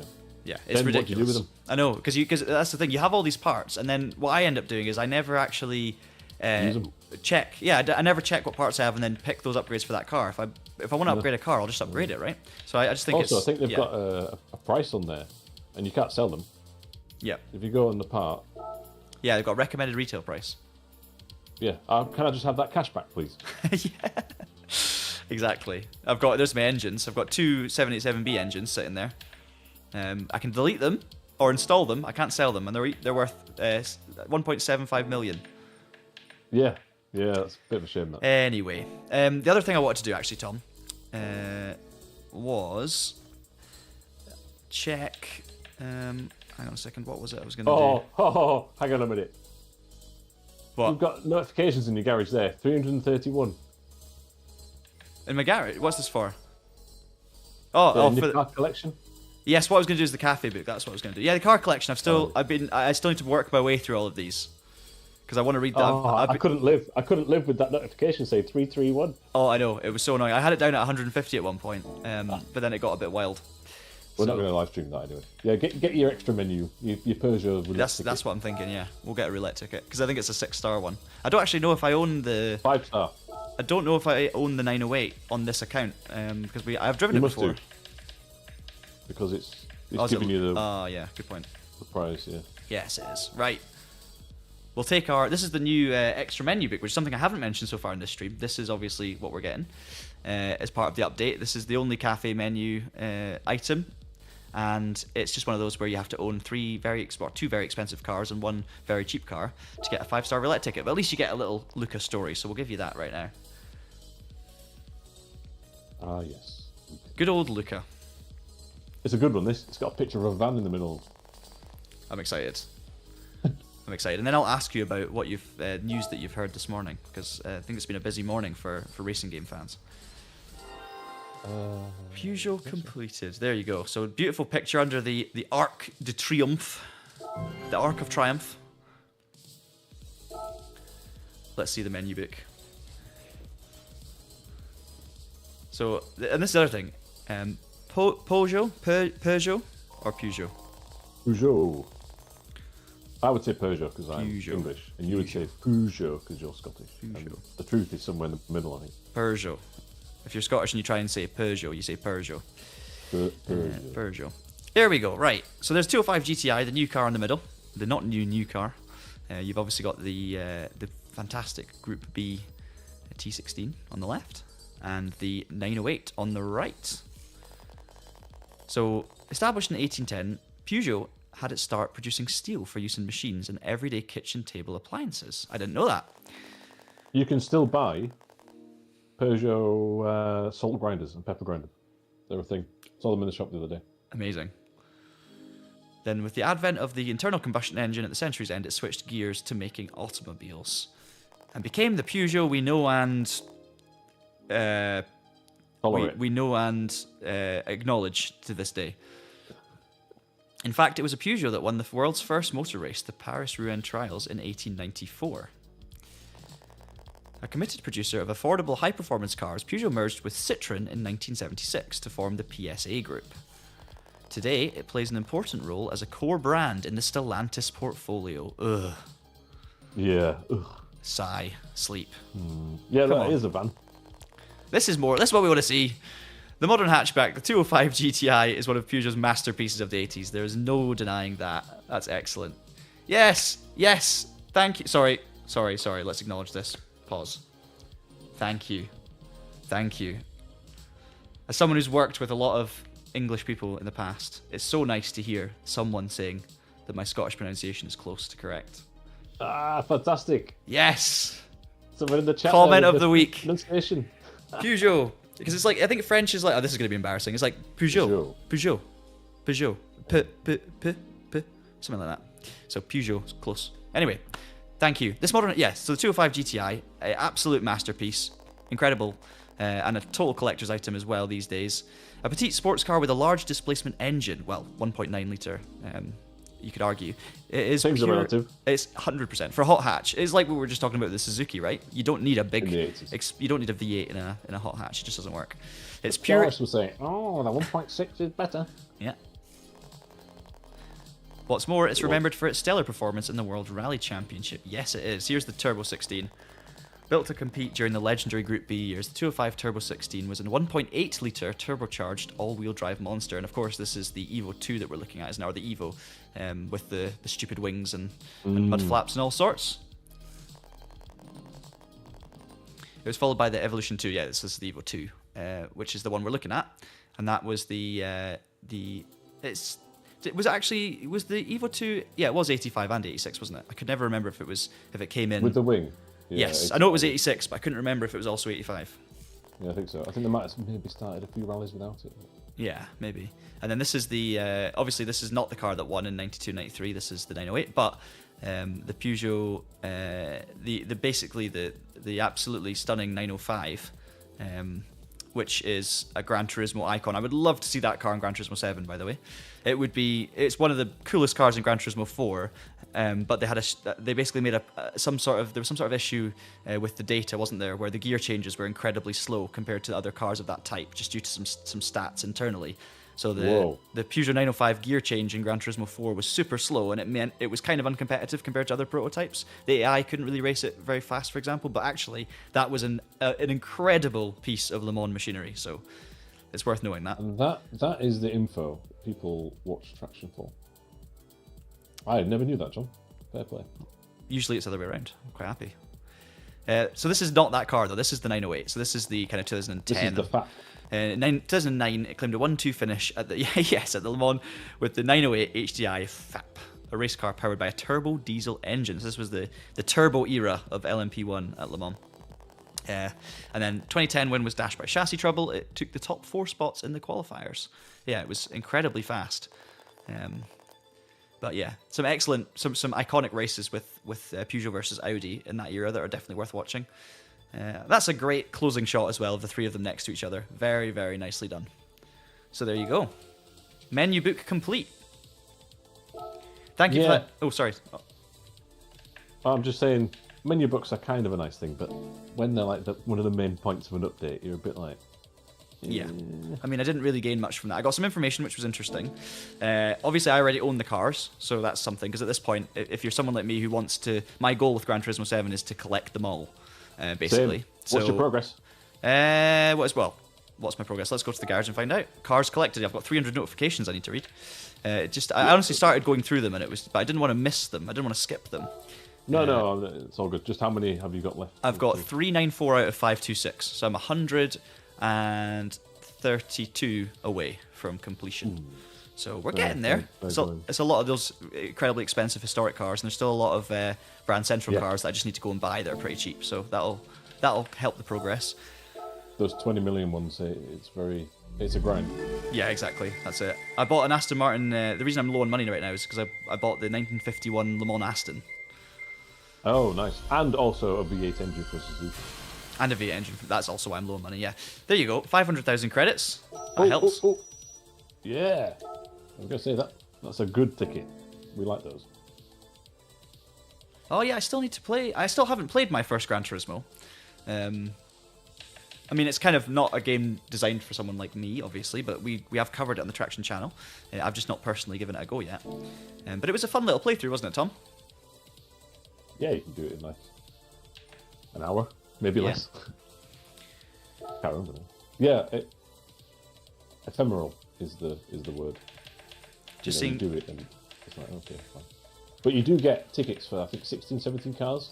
Yeah. That then transfer across into GT7. That's it, yeah. And even if you've got the cars already, you can sell them for the cash. So. That's what Spider Enigma's saying in the chat. You can actually get some for free, some of those cars ticked off the list. So that's good advice. Yes. Very good advice. Ross is here as well. Hey Ross, how are you getting on? We've kind of covered a lot of the things from the update. We've covered some new engine swaps, some new cars. We've looked at some new races as well, with the Red Bull Ring Short race, the Grand Valley race. We've also, in the previous iteration of this stream, I did try to beat Tom's time in the hot lap challenge around Sardinia. I think you would now. But I think I've got it. I got gold when I was trying to fix the audio settings. Put it that way. Oh yeah, you beat me there. But not by much. Not by much. Anyway, the daily races. What have we got? Have we got any of the new content? So we've got. No, but let's do them anyway. Nordschleifer race is in 5 minutes in a specified car, and it's a Suzuki Subaru Impreza. Should we just go for it? Let's just do it. It's just one lap of the Nordschleifer. I did this last night without any practice. Because you know where you're going, right? Yeah. I would say the car's very loose under braking. A lot of opposite lock, so it's quite bikey and fun. And obviously, you can't really overtake around the Nürburgring, so people crash into each other. Excellent. Right, let's give it a go. I mean, let's just jump in at the deep end. It should be a laugh. Comfort softs we need. So let's do that. So yeah, we thought, if we're streaming Gran Turismo, we've done the update stuff. We'll also have some fun races, because that's what Gran Turismo is all about at the end of the day as well. Good racing, and obviously online is something well worth looking into. I've done a number of online races on Gran Turismo in the past, off stream, but my overall rankings, just before we jump into the race, I think I'm driver level B at the moment, safety ranking S. I've done 19 races, so I've still not done enough races to really be at probably the kind of leveling point of driver ranking, I would say. Especially when I just jump in unprepared like I'm about to do. But we should be able to have a grid race around the Nürburgring, and one lap at the Nürburgring is always great fun. So that's gonna be perfect. Yeah, short, sharp, crazy. I think that's what sport mode's all about. This one, you won't be able to level up your main driver rating. Yeah. But it does count for safety rating. Excellent. So that's to try and encourage people to be clean, but it won't happen. Not in this particular format anyway. I'm gonna do some quick laps of basically a few corners to get used to it before the race starts. Quick laps. Yeah, not some quick laps of the Nordschleife. Oh, the H pattern's not working. Okay, so it's sequential. Now, are you going to race cockpit cam? Well, that's the thing. So in Gran Turismo 7, let's be honest, bonnet cam is just better than cockpit cam. It's better for awareness.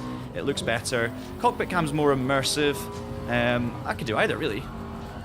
Do whatever you think's quicker. Bonnet cam I think is the best. Bonnet cam's quicker. Cockpit cam's more immersive. Well, we could do. I mean, I normally do cockpit cam on this channel just because it looks good. But let's do So because of that, let's do bonnet cam, right? Let's mix it up. Yeah, and my tip is to put the radar on. Oh yeah, definitely. Okay. This feels good, actually. The Subaru on the comfort softs, as long as you don't push it too hard. Oh yeah, it's really, really enjoyable. The suspension's soft. It's of the era, and it turns keenly. It's quick enough. Yep. It's a surprising combo. Oh, this is going to be a great fun race then. 2 minutes to go. We'll give it a go. Yes, now, if you're starting at the back of the grid, I am. Might start around the corner, which is not ideal. That's fine. I mean, I'm assuming I'm starting at the back, but it depends on how many people have actually qualified for this, because of course I'm guessing this race was only available as of this morning. No, they're every Monday, actually. Ah, right, okay, so this the time trials are this morning, so, that the new time trial, but people have already been dialed in, so we're putting you in the firing line. Fine. Let's crash in the firing line, and then we'll get some entertainment out of it. That's the plan. It's feeling good. I'm really enjoying this. So you said, yeah, you did this race and it was chaos, but how did you get on in the end? Fourth, I think, from penultimate on the grid without qualifying. That's pretty good. But it's all relative, isn't it, to your ranking and rating. It's like when people say, I've won the iRacing 2024. But, asterisk in the 17th split. Well, that was me, yeah. I won the Indy 500 in iRacing. I think it was split like 14 or something, but hey, achievement, but you got to beat what's in front of you. Absolutely, no, I'm not taking anything away from people who do that. It's amazing, but also 100%. Just be honest. As in split 37. Yeah. That's the great thing about split racing, though, isn't it? Because it just means that you'll be in a field of people with your skill level. So winning a race or something like that, obviously, to be the quickest of the quickest, you're in the top splits, but to be able to beat the people that are around about your skill level over a kind of long strategy-based race like that, it's just, it's what's so good about split racing. Yeah. And this is maybe going to be everything that's bad about split. No, we'll find out. Yeah, we'll find out. What driver rating are you? A. Yeah, okay. But I will say this. I really grinded out GT Sport, and the rating carried across to the game. Yeah. GT7. So really, I think my younger years are behind me. So I'm clinging on to the bottom of A. You're past your sell-by date. Right, there we go. Yeah. Let's see what happens then. Are we going bonnet cam? Oh, it feels... Yeah, we'll do bonnet cam. It's entirely up to you, whatever. Right, we've got some qualifying runs. I'm actually 10th on the grid. Looks like we've got 12 people on the grid, so that's so fine. you're right round the corner. Excellent. And I'll be quiet during the race. No, you can put me off as much as you wish. Well, I'm going to be lagging behind, aren't I? So, that's a good point. Yeah. Right, wish me luck, guys. Wish me luck. I want podium or bust. Got no rain. 10th on the grid. Lots of driver ranking A's and an A plus in amongst there as well. So a bit of a mixture. But everyone's safety ranking is S, so that's a good sign. It doesn't necessarily mean much, but the guy on pole position is streaming on YouTube as well.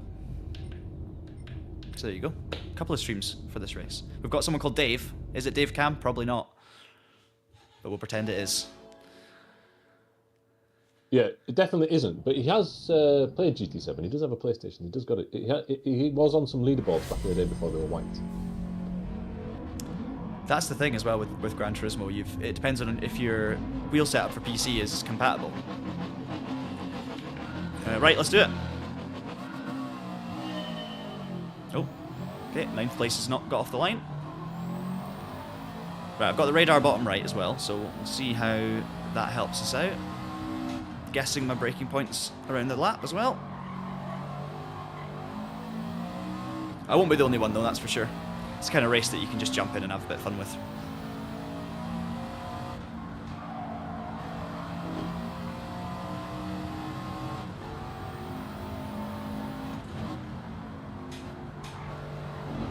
Spinner in front. Oh, he held it. Fair play. Now, I don't know if you can actually do settings changes in this as well. I think you can adjust some things. It's balance of performance, but I think you can adjust certain parameters within that. I might be totally wrong. This is my lack of Gran Turismo 7 online racing coming through, but that's the best thing about these early doors streams. Yeah, it depends on the settings of this particular race. Yeah. And I can't remember them off the top of my head. Generally, anyway, I think it's big setup. It's definitely BOP for this one, so I would think so.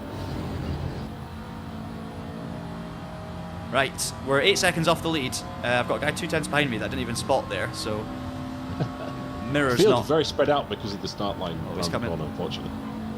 Yeah, I've no mirror to look at, unfortunately. No, so with bonnet cam you can't have the mirror. Yeah, that's a flaw. I don't think I put him off there. I left him a bit of space, but I did get a bit sideways. Either way, we've got Dave in front of us. Come on, Dave. Yeah, no mirror is not the best for online racing. Yeah, it's poor. Right. Oh, Dave's all over the joint. He's over the grass. I'm all over the joint. These are just great cars to throw around, though. The no mirror, I'm going to get this wrong, is a deliberate choice. Because this viewpoint is already deemed an advantage. Yeah. So it seems a bit weird, and I disagree with that decision. But then on cockpit cam, I can't see a mirror either, really. It's all blocked, so I can do it on you have to use the actual... I can do it on the front bumper cam. Bumper cam is only good.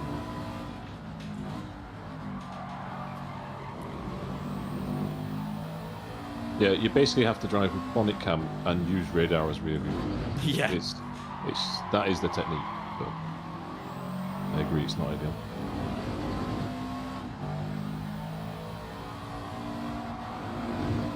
Mr. Smoke too much, what a handle.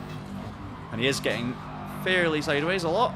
Dave's going to run wide here. He's got 1 second penalty, but obviously at the Nordschleife, I don't know when the penalty board is. It's probably the straight. Yeah, it's dotting a hoe. He's going to carry that all the way. Yeah, so you might as well try and get past if you can. Yeah, exactly. Right, here we go. Go left.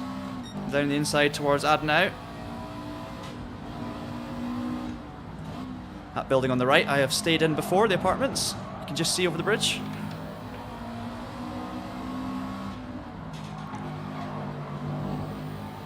Right, P8. Okay, and Dave in front of us has got a penalty, so I will try and pass him, but if we're behind him on the Dottinger Hoe, he's going to lose all of his momentum, so we should be okay. He's about to enter battle with CTX2 up ahead.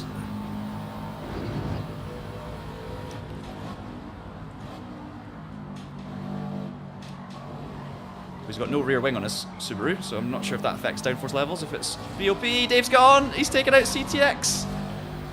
Oh no, Dave. Oh. Oh god. This is going to be bad. I've got cars right behind me as well. Going around the outside. Have I got him? I can't tell if I'm clear. Radar, help. Yeah, we're good. We're good. Just. I don't think I was clear, so I'm glad I left a bit of room. Okay, this is it's going to be interesting. There's going to be a lot of looking behind me here, I think. Oh, obviously, yeah. I'm guessing my braking zone for this corner. This is going to be calamitous. That was remarkably sedate. Take it all back. Right, P6. Come on. We've got 5 seconds to the car in front, so we need some incidents up ahead.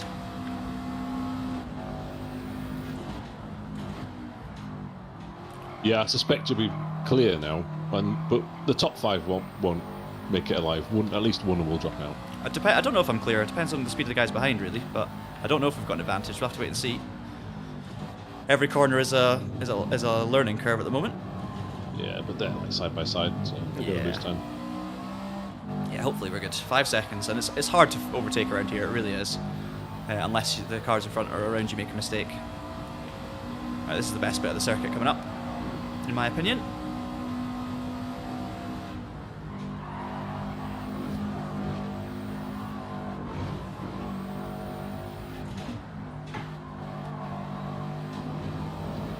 Can't tell you how nice it is, Tom, to have actually working audio that's in sync. It's a dream. Yeah, well done. Yeah, much improved. Thank you for persevering. I'm not really closing in the guys in front, so it's going to be P6 or a mistake in front, basically, to gain any positions, I think.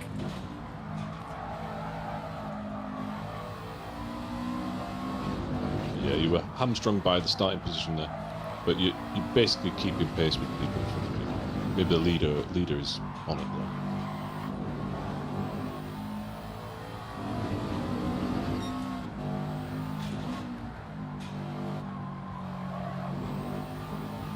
I was really hoping for some daily races with the new cars, but maybe that'll come next week. You have to wait till Monday, unfortunately. Yeah, of course, because they changed on Monday. That makes a lot of sense.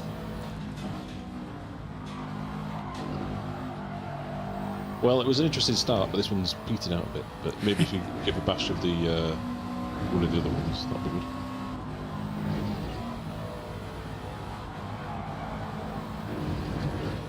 Mind you, will someone spin out at the final bit in front? Let's find out. Yeah, exactly. You never know. Could be some late drama. Could be me. I'll tell you what, the comfort softs on this car around here are actually pretty nice. It kind of just feels... Yeah.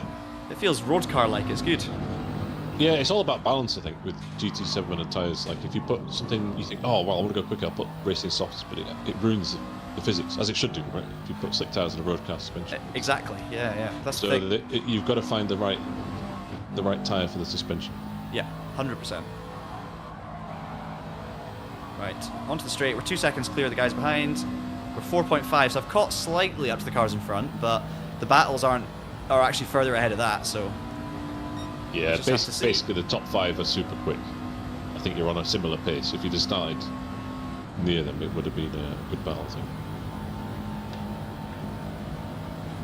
Everybody else, I don't know what they're doing, crashing into each other. Oh, they're 2 seconds behind. I don't know if they can get a slipstream from that point. They might have to weave around a bit.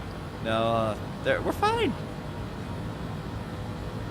It's pretty much stagnated. It's around about 2 seconds. Yeah, we're good. I think one of them's not got a wing on the back, but I don't know if that actually makes a difference in this situation.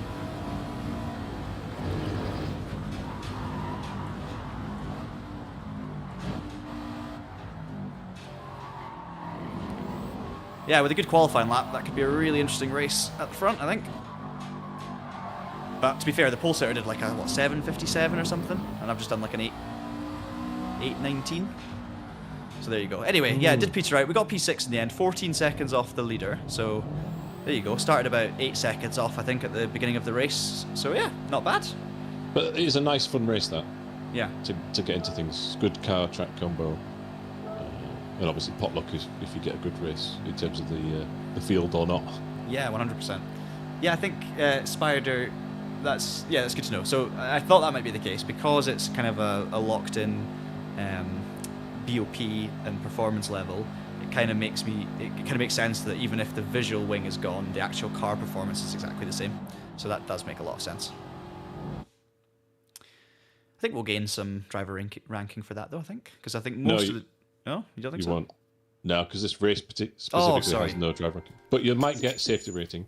It'll tell you at the race results if it's with that little up or down arrow. But for all the got the information there as well. Yeah, okay. So we got safety rating. All good. Nice clean race at the Nordschleife. That was good fun. Really enjoyed that combo. It's just a great driving combo, regardless of the actual battles. We've got more races. So the next one, we've got another Nürburgring one at 1 o'clock, which we could do. That's the next race. There's also a Group 4 race at Watkins Glen, which is 10 laps. That's a bit longer. I think I'll do one more race. What do we fancy? Do one more race and do one of either Group 3 or Group 4. We'll do the Group 4 race. I think that'll be fun. Watkins Glen Long is a great track.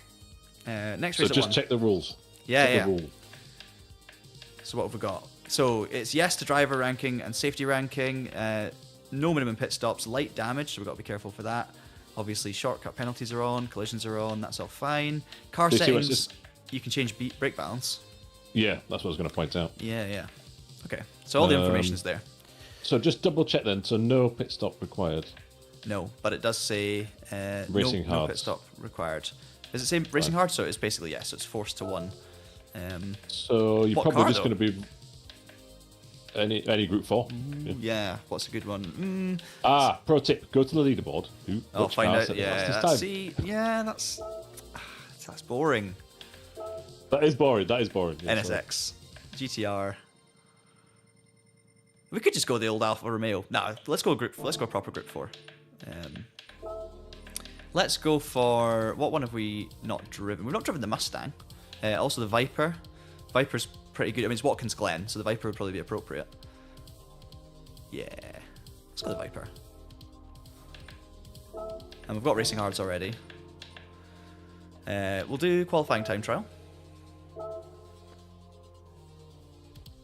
Yeah, you've got actually time now to do what, 3-4 laps? Maybe. Or is it full Watkins? Yeah, maybe at least a couple. We'll actually get somewhere on the grid. Because sometimes with race C, there's mandatory tyre compounds you have to swap, or the fuel level's high, and there's a whole strategy. This seems to be like a 0-stop race to me, which is odd. I think so. On racing hards, it must be surely. Only ever race C, that the longer one that has like strategy and stuff. But yeah. With racing hards, this is just pace. The Viper feels kind of suitable for Watkins Glen. Yeah, you've gone the patriotic choice. Yeah, feels right. When you don't have a clue, do something patriotic. Although, yeah, anyway, that's maybe not the right thing for right now. Yeah, we're going down the rabbit hole there.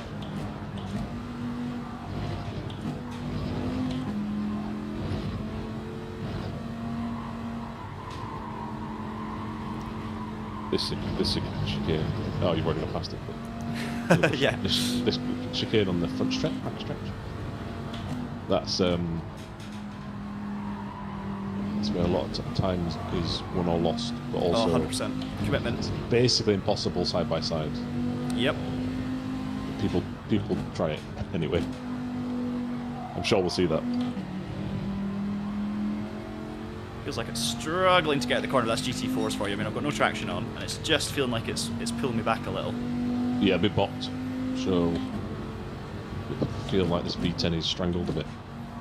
I mean, it's strangled anyway, isn't it, on the Viper? Because obviously, some of these Group 4 and even Group 3 cars are detuned to fit regulations. Obviously, they're still quick around a lap most of the time. Yeah, well, the big example being the Veyron GT4, which is such a stupid car to me. I love it.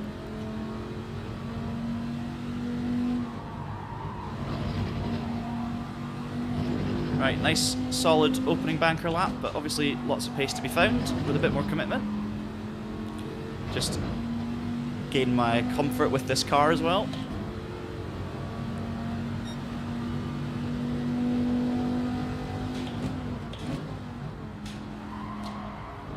You can use so much of the runoff area in the first corner as well and keep it legal. I think it's just keeping 2 wheels on the curb. Yeah, yeah. Use the curb. Don't go past the curb. It should be alright. Straight line this bit as much as possible, and then we're going to be a bit more committed through the chicane. Yeah, you can use a bit of the curb on the inside to the first part of the chicane, but you've got to have the angle right.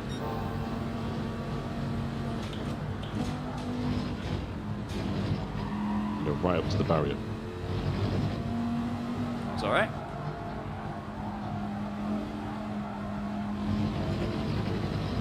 Definitely find a bit more time through there, just being more committed, but at the moment we're just easing our way up. We've only got a few laps, so need to kind of make it count. That was better. Later apex, down the hill.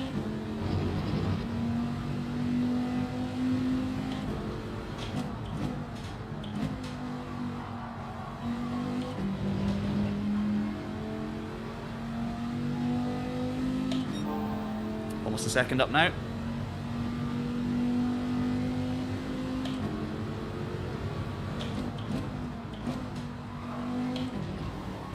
Brake a bit later into that one. That's always a tricky corner. That right-hander at the bottom. And then obviously this over the crest through the left, you're just not wanting to get the power on too early, but in this GT4 there's just not enough power really with this kind of strangled Viper to get the background too much, so it's not too bad.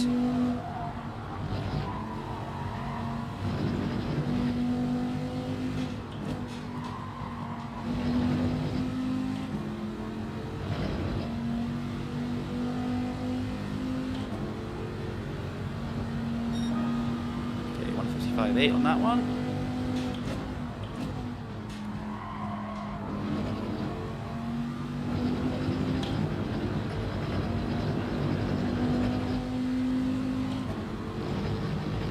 Another couple of tenths through turn one. We'll go a little bit more commitment again through the chicane.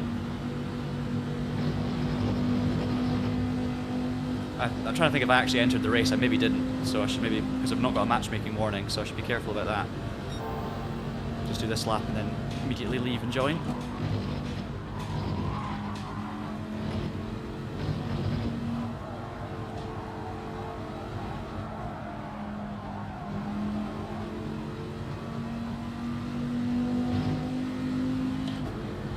Ah, I didn't realise you'd not registered the race. Yeah, that was a mistake. It's all good. We knew there was about 8 minutes left. I mean, what's the time? We've got 3 minutes, so Alright, cool. we should be good. Finish this lap if I'm going to be quicker. It's going to be. I went for a slightly deeper line in there, but I'm going to lose more on the exit probably. Wonder if I join it. We might be in the same split. Go for it. Here we go. Yeah, you've got 147 entry did. Say that again. You've got a minute left to enter. Okay. I might abandon this qualifying lap. I mean, I've only got 20 seconds left of the lap, so I've only got a minute left. I should probably do it now. It's a race against time. We'll be fine. Slightly up. I'll go Viper as well, even though it's not the quickest car. Yeah, we could have a scrap in the Vipers. I mean, we might not be in the same race. So let's just see. 155.6. Quit. I did need to pee, but the pee can wait. Qualifying's more important. Unless I sign up real quick, and then I'll run, and we'll be fine. Yeah. Okay, let's go for it. Select from garage, enter, done. Right, 50 seconds. I'm running!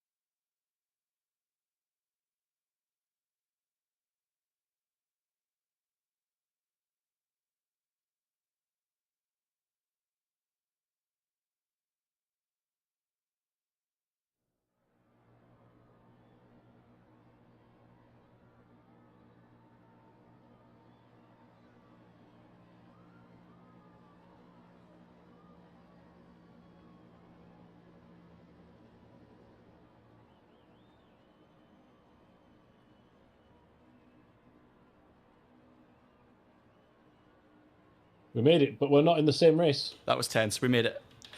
Yes, we're not in the same race, but I wish you good luck. Let me know how you're getting on. I think I'm... So now I'm in a race, and I haven't practiced. Everyone's A plus or A. Oh, well. Enjoy. Have a good race. Speak up. Thank you, Tom. I'm nowhere near the front of the grid, unfortunately.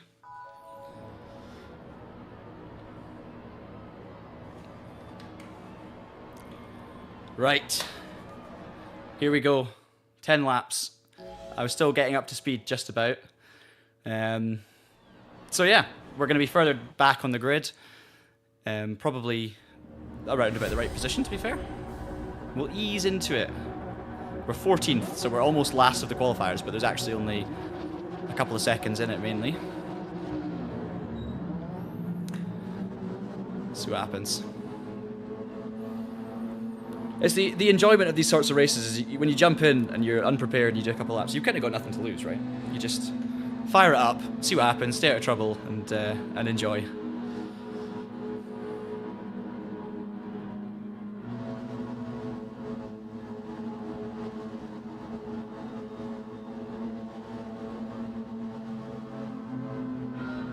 Here we go.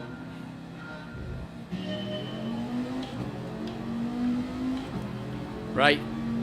What's my favourite Munger? Iron, cheese, or cheese?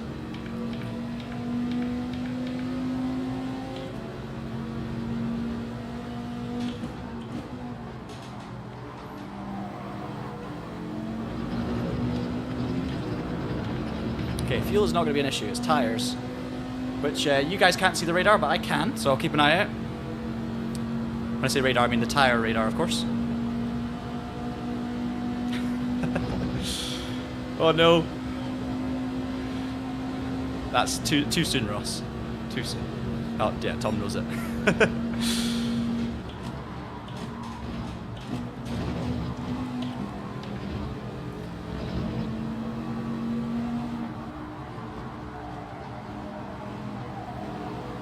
Got a bunch of NSXs at the front of the grid, which matched what Tom was saying with looking at the leaderboards from qualifying.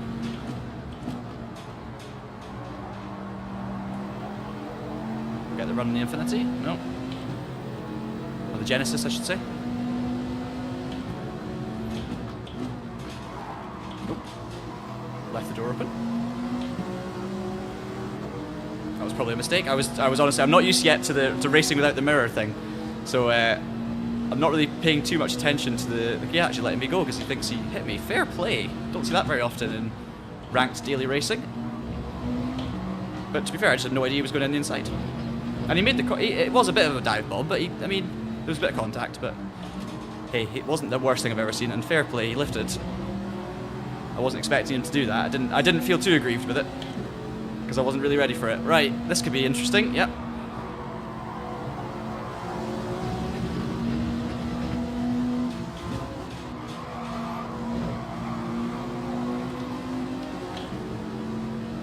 Turn 1's going to be exciting. Just going to stick in the draft.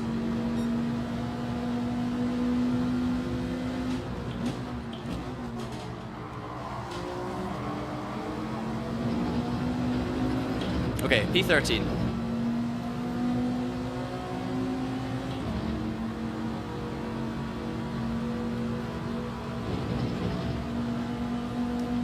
How's your race going, Tom?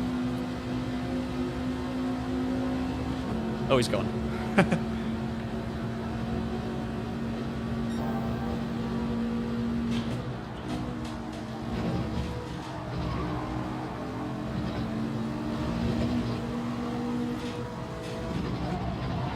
It's P12. He's got the line right through the chicane.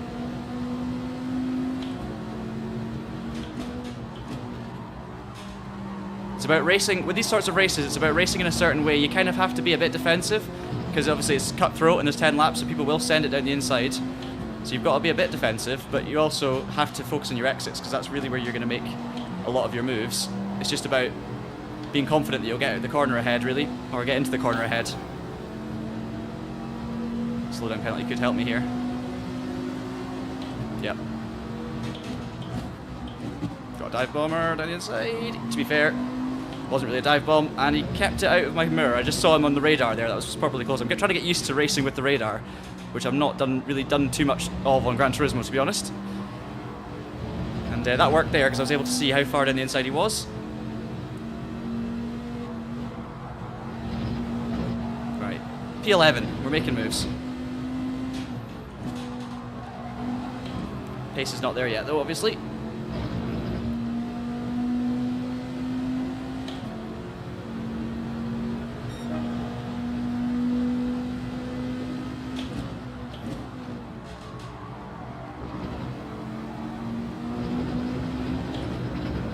Right, top 10 is next. We're on lap 3 out of 10. My tyres are looking fine, so it may well be a no-stop race.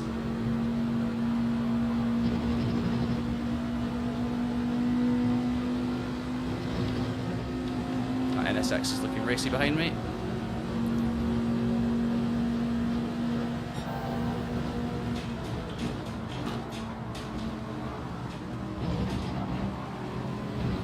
Couldn't really do much there. That was pretty clean though from everyone.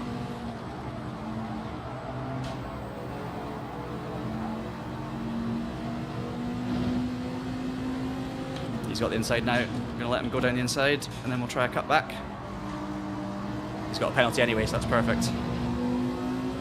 We'll just let him have it.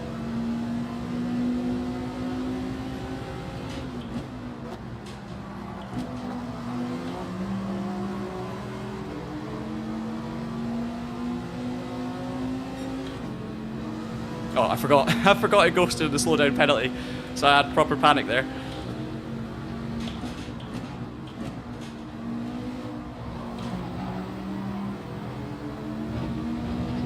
See a top 10 now.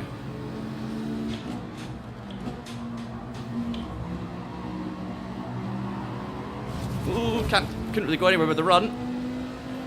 But I got away with that one. Just got a bit lucky that they came together when they did and there was no kind of unfortunate rebound that really cost me.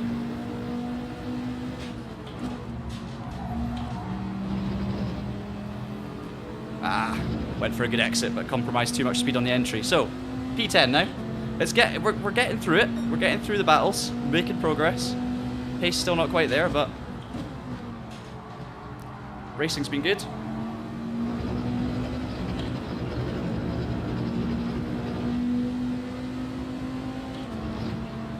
Viper feels quite safe actually. It's a pleasant driving choice. Oh, we've got some wreckers. It's Meme Machine. Oh no, that's gonna kill us. Ah, so annoying. I saw that coming, tried to back off, but went straight into the back of him, and look at that. Oh well, this is going to get exciting. I'm not going to be able to defend this, am I? Oh my goodness. Oh, everyone's off. I was just really unlucky there, I'll be honest. I don't really think there's much I could have done. I even saw it happening up in front and was kind of ready for it, but it was just right in my, right in the centre of the screen.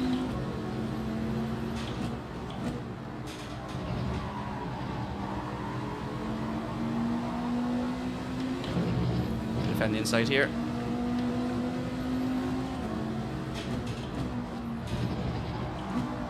Oh, no. Not what I wanted.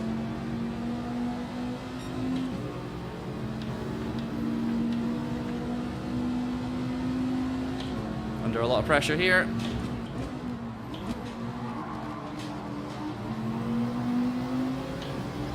Lose 2 spots.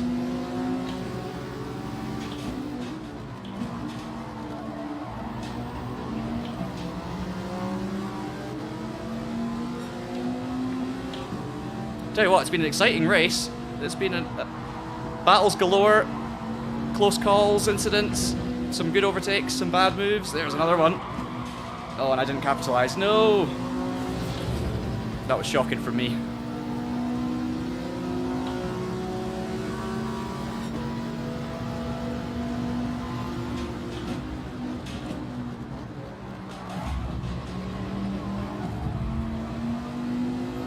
I was already down the inside there, so side-to-side contact, I'll take that, P11.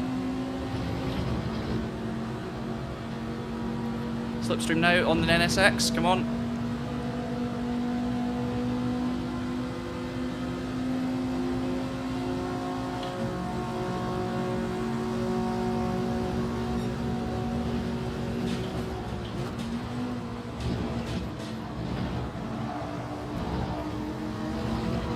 Oh, that was the track limits. No, I thought it'd be okay.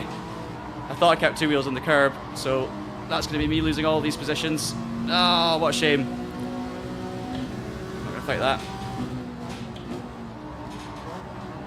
Yeah, I honestly thought I'd got that spot on at the chicane. Obviously, I didn't have a chance to really practice where the limits were before the race, so... Anyway.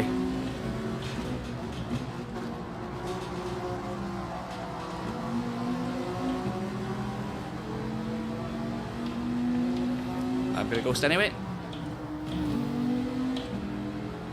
Right. Oh, that's killed all the momentum. Back to P13. It all started, you know, I'd broken clear of this whole group, and I was up with the guys in front, and it all started when there was that contact up ahead through the S's, and it just put me totally out of rhythm. I was in defensive mode, I was right in the thick of the action, and yeah, didn't come out on top, sadly. Good fun though, really enjoyed that.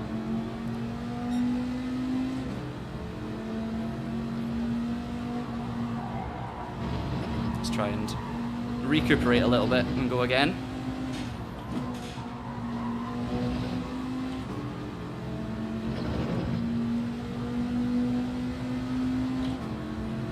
Yeah, it was. I'm glad you enjoyed it. Hopefully it can still be enjoyable later on, but it might be over now. Just gotta get my head down and push. But trying to find my limits mid-race is never the best.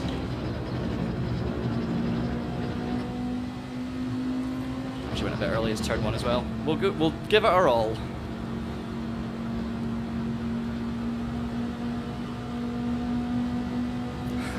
Oh yeah, because the other race was 5 laps, so that makes sense. I'm not going to stop, don't worry, I'm not going to stop.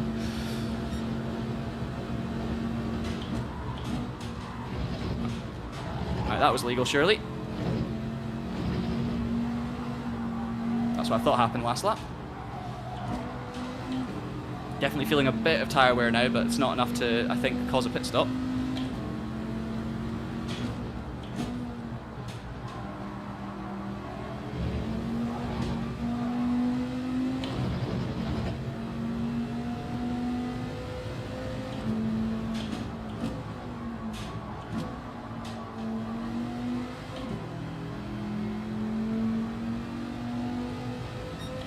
Right, 2.5 seconds to the car in front. I've gapped the car behind a little bit more.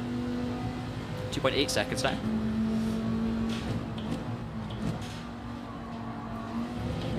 Too early on the brakes in there.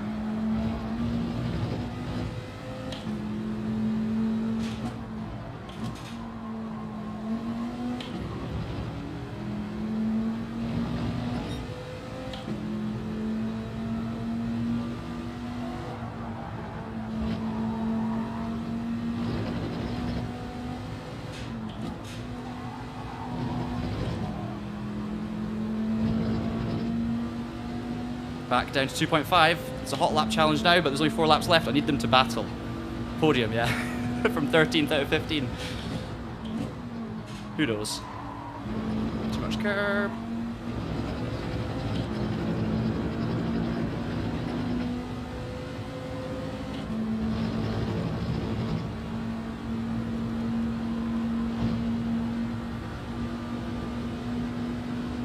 I think there were 20 who started the race, or something like that. Maybe not, maybe 16 or 17, I can't remember actually. I know there's been at least a few that have left. Or one.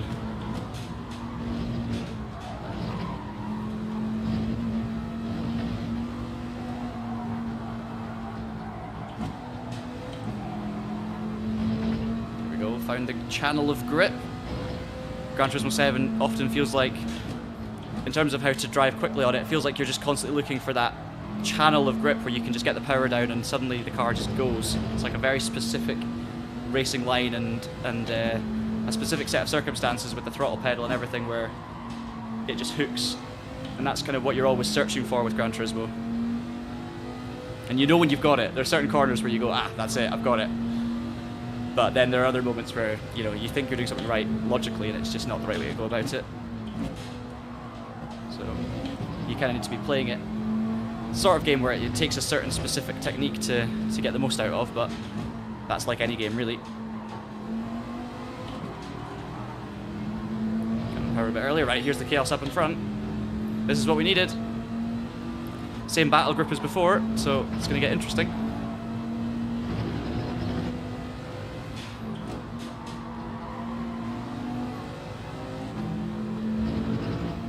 3-second penalty for this one.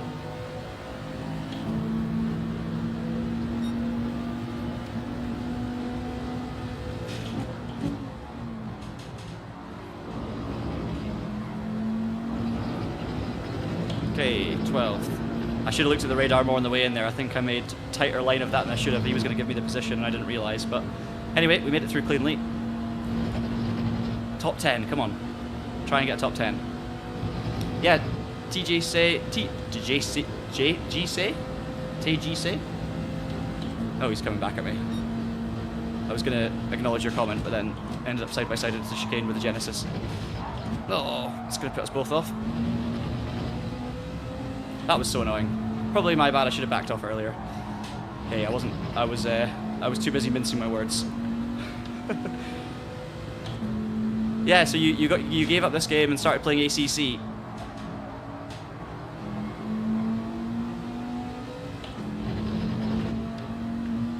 How long? It must have been quite recent you were playing ACC then, because 2 years is... How long's this game been out for now? 3 years? So it must have been within the last year. Alright, we'll let him slow down behind us. Look at this in front. This is going to be chaos. Let's see if we can sweep in. Great racing. Or exciting racing, minimum.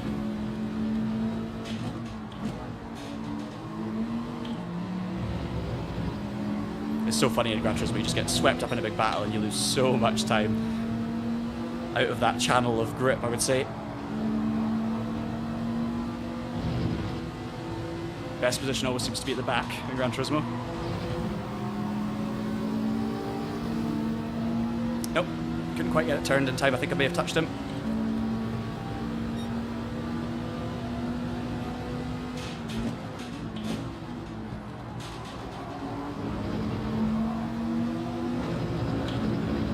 Alright, here we go. Yeah, lagging a little bit, yeah. It is different, isn't it? A bit more moving around. But I mean, this is fun. Like, in a very different way to ACC, what's happening right now it's just fun. But it is less serious, I would say. But we don't always want serious. I'm a massive fan of ACC, though. Right, here we go. Let them all hit each other off. This is where it gets messy. P10. You just have to see when it's going to get messy and prepare for it, basically.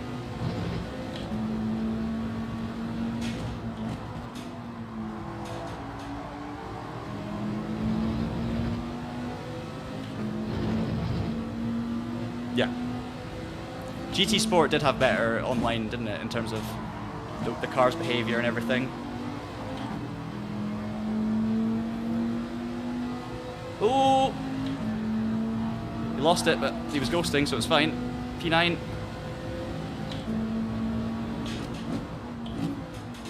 Oh.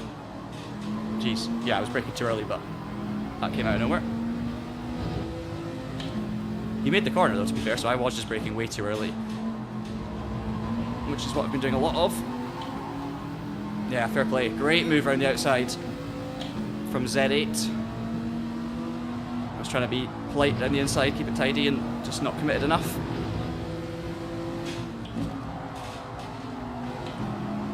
Get the exit here.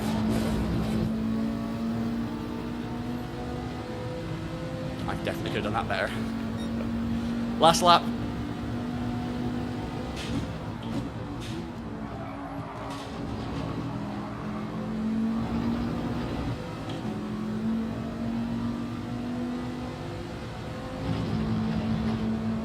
Right, P9 again. I don't think I'm going to get P8. I think it's a battle now for 9th, 10th, 11th, I would say. So let's see what happens into the chicane. Maybe I defend the inside this time. Thank you for the push, NSX.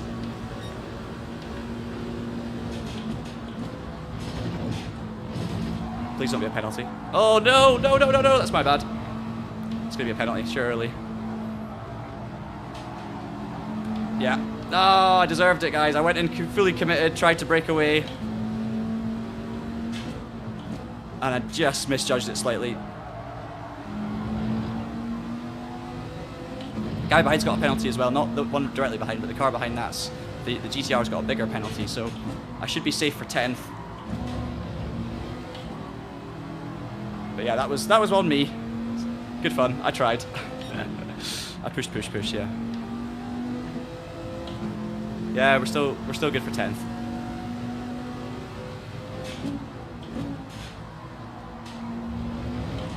So much lap time to be found though if I was to sit and work this one out.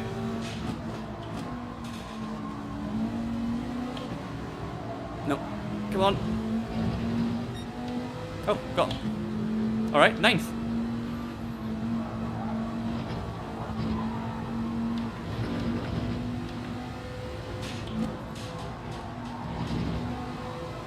I'll take that. Bit of a surprise in the last lap.